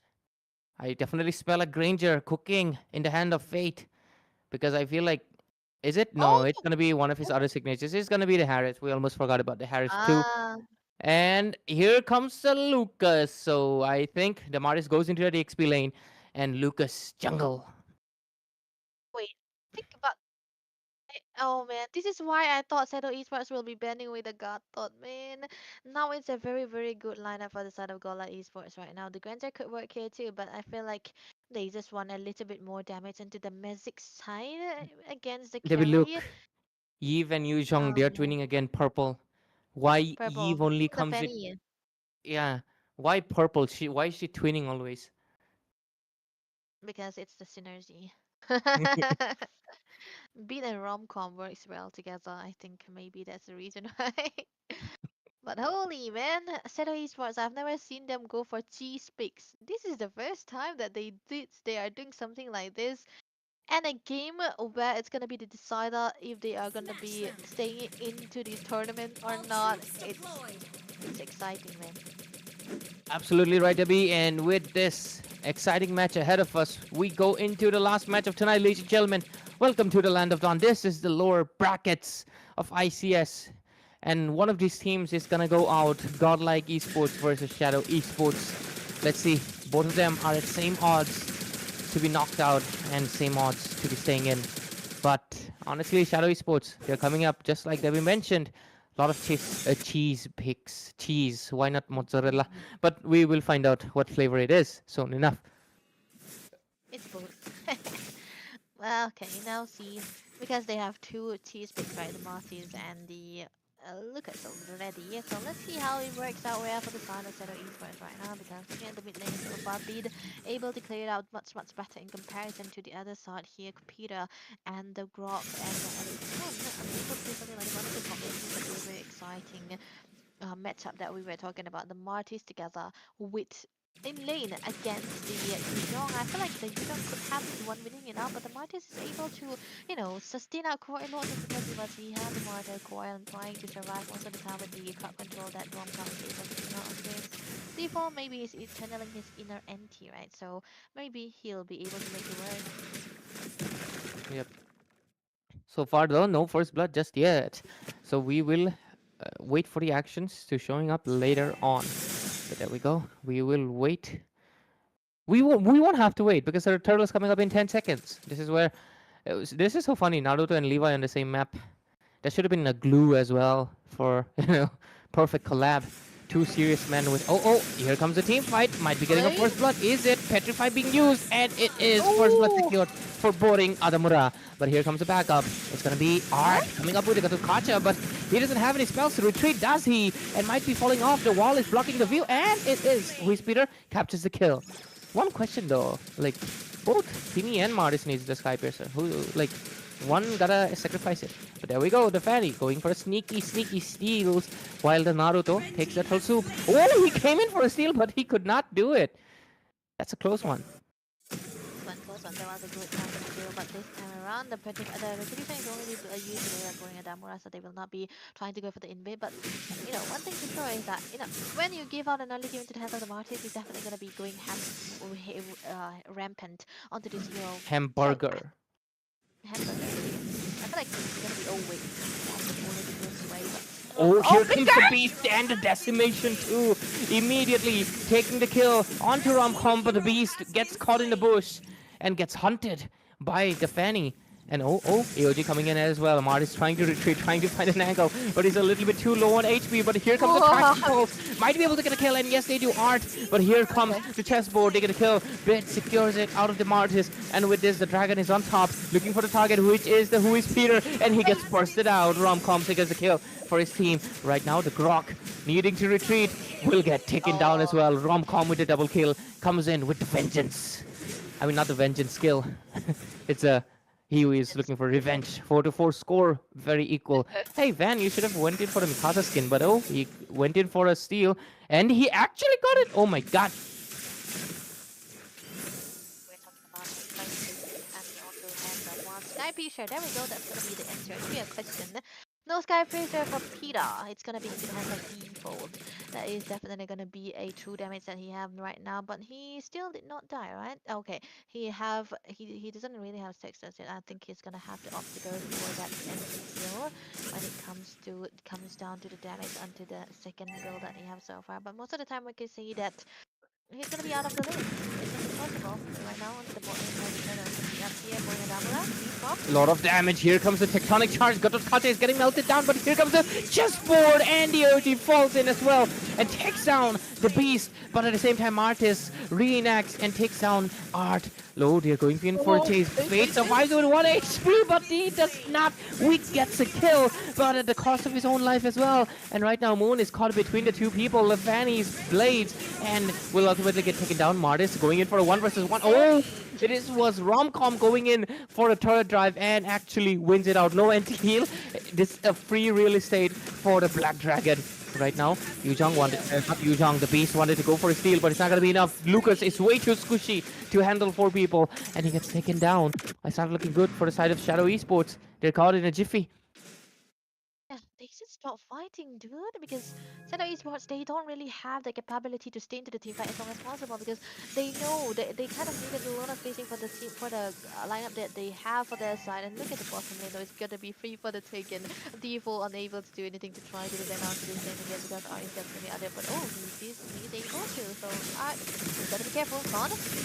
Here comes the taunt, but oh, Martis captures the kill at last of his HP. Despite the Zaman Force, they're not going to be able to do much. Oh, the beast chases the Fanny, but it's not going to be enough, right? It would have been pretty funny if it was a Mikasa skin, man. I would have loved to see that. It would have been funnier, isn't it? Like, yeah, Naruto chasing Mikasa. But anyways, mid lane getting pushed, but the minion, there's no minion. Carry, better watch out here for positioning.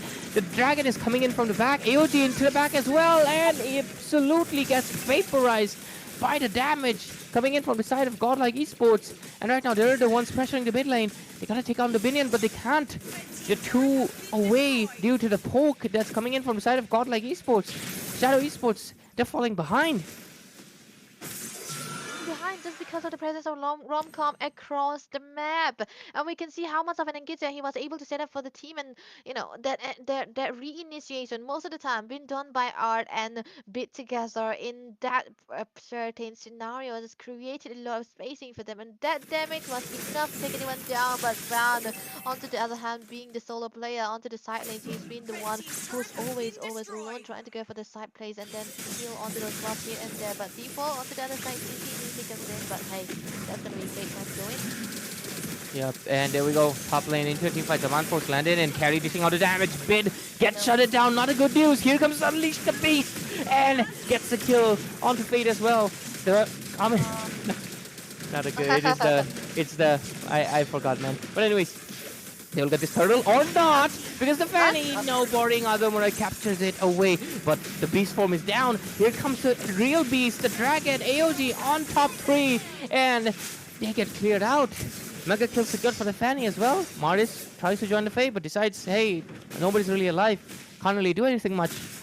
It's like each time Shadow Esports takes one step ahead, Godlike Esports basically jumps.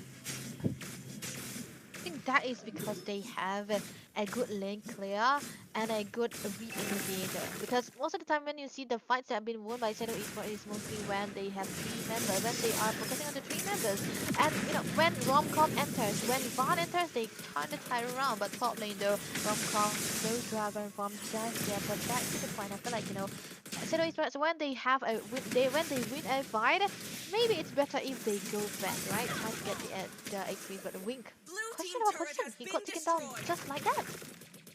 Yeah, Wing better watch out his positioning, because that is no turrets right there. You're gonna be caught in a compromising state, so not the best decision to be in. But oh, look at the top lane, a lot of damage coming in on the beast. Romcom is just playing full aggressive. He doesn't even care that he's inside tier 2s. He just keeps going in, and that's not a good news for the side of Team Shadow Esports. They're getting caught in a place that they don't want to be in. But let's see if they can make a comeback. But at the same time, Martis is going to be slowly losing its strength, because that's where Martis stopped shining. But let's see. Grok comes in with a tectonic charge. Here's the traction pulse as well. A lot of damage being dished out, but Grok gets melted, and so will Martis. He does a shutdown before getting taken down, but it doesn't matter. His magic defense is not enough for Bid, and he will burst him out as well. Fanny comes in with a steel cable, dishes out the damage, but not enough energy. Goes back. Here is the energy charge, but ultimately Shadow Esports still not able to win this fight. They're losing every time they get a kill. They lose 2 bodies, Debbie. Yeah, this is mainly because God like are so good in layering out the damage items that they have, their resources, their big resources. They don't waste anything. So they usually don't just give it away. They layer it one by one, and that comes in very big handy. And Shadow Esports unable to do anything about it. But looking at the build so far for Boring Adamra, he's just 4k gold onto his hands, which is not the best for a Lucas. He have only one big item. Meanwhile for Van, he's already on his way to build up the Hunter Strike as well, which is definitely going to be a good sign. But maybe the YX on the other side, the Moon might be taking out a lot of damage. Fake will be hurting. Oh, Grok had to use the flicker and the tectonic charge just to save his life. Moon, I'm gonna be honest with you.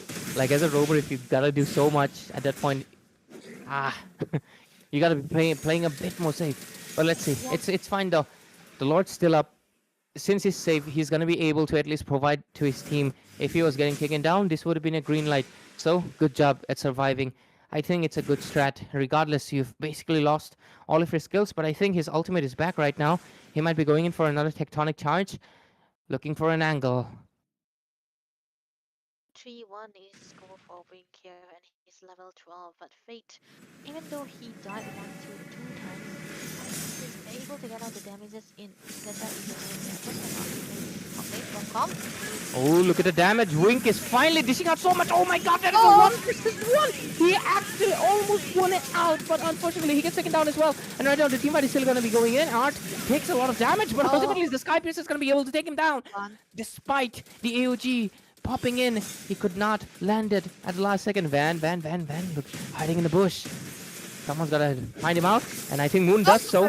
Oh, Fanny gets detected out, gets knocked up. There is an unfortunate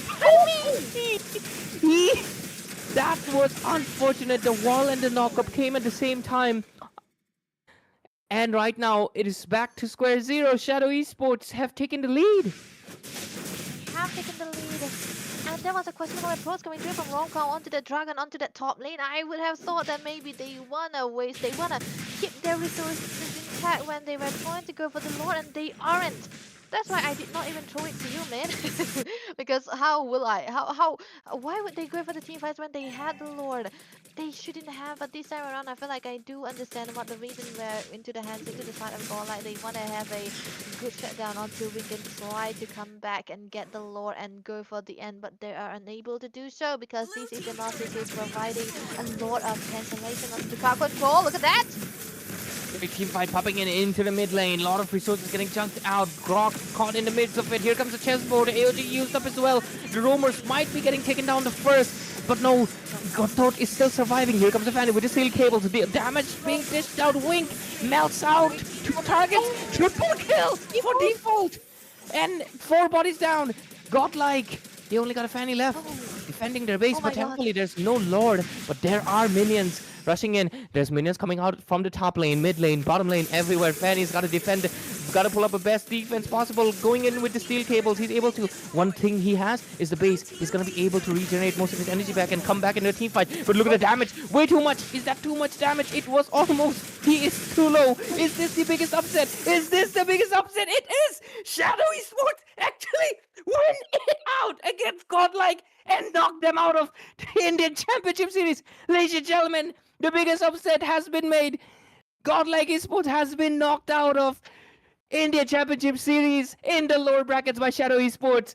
Kudos to them. Huge congratulations. They have made a history by being one of the first underdog teams to defeat the very best in a massive tournament itself. Oh my god.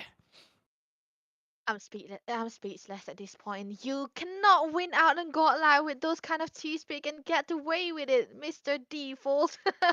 What a good engage coming through from their side here, you do.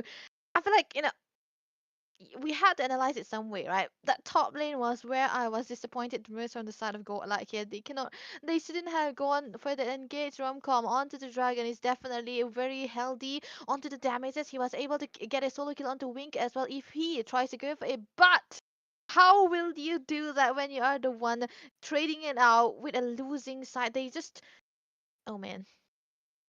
I'm just so speechless. But top lane here, I think they were a slow game at the very start, right? But somehow, some way, Shadow Esports with the chaotic style that they usually don't do, win out onto those team fights most of the time. Look at this.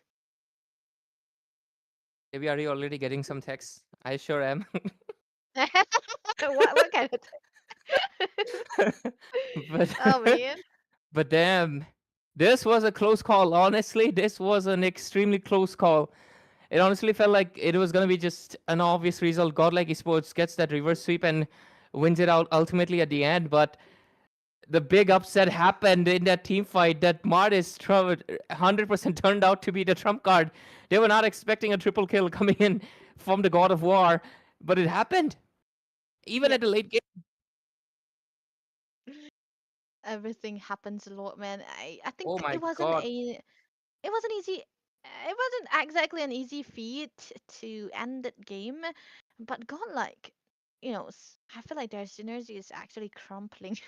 They couldn't really have gone for that call onto that very top lane where they could have just, waited for the Lord here. But this re-engagement coming through from boring and Damura, and definitely not boring at all, man. That was a good fight that they were able to take, getting out to this engages onto the turtle as well, winning out onto the turtle too. Van doing a really good job in trying to get all of the skill again, and time again, when you can see that most of the time when the team fights are elongated, it usually goes into the hands of godlike here because they have a dragon who does not waste his ultimate just for an initiation. Most of the time, he's the one doing it after all of those fights can come through here. And here also, it looked like it was a very possible end coming to from the side of Settle for godlike here. They had the Lord, they had a good clearance onto this turret as well. Fate was very healthy here. This is the problem, right? Top lane, disengage from Romcom.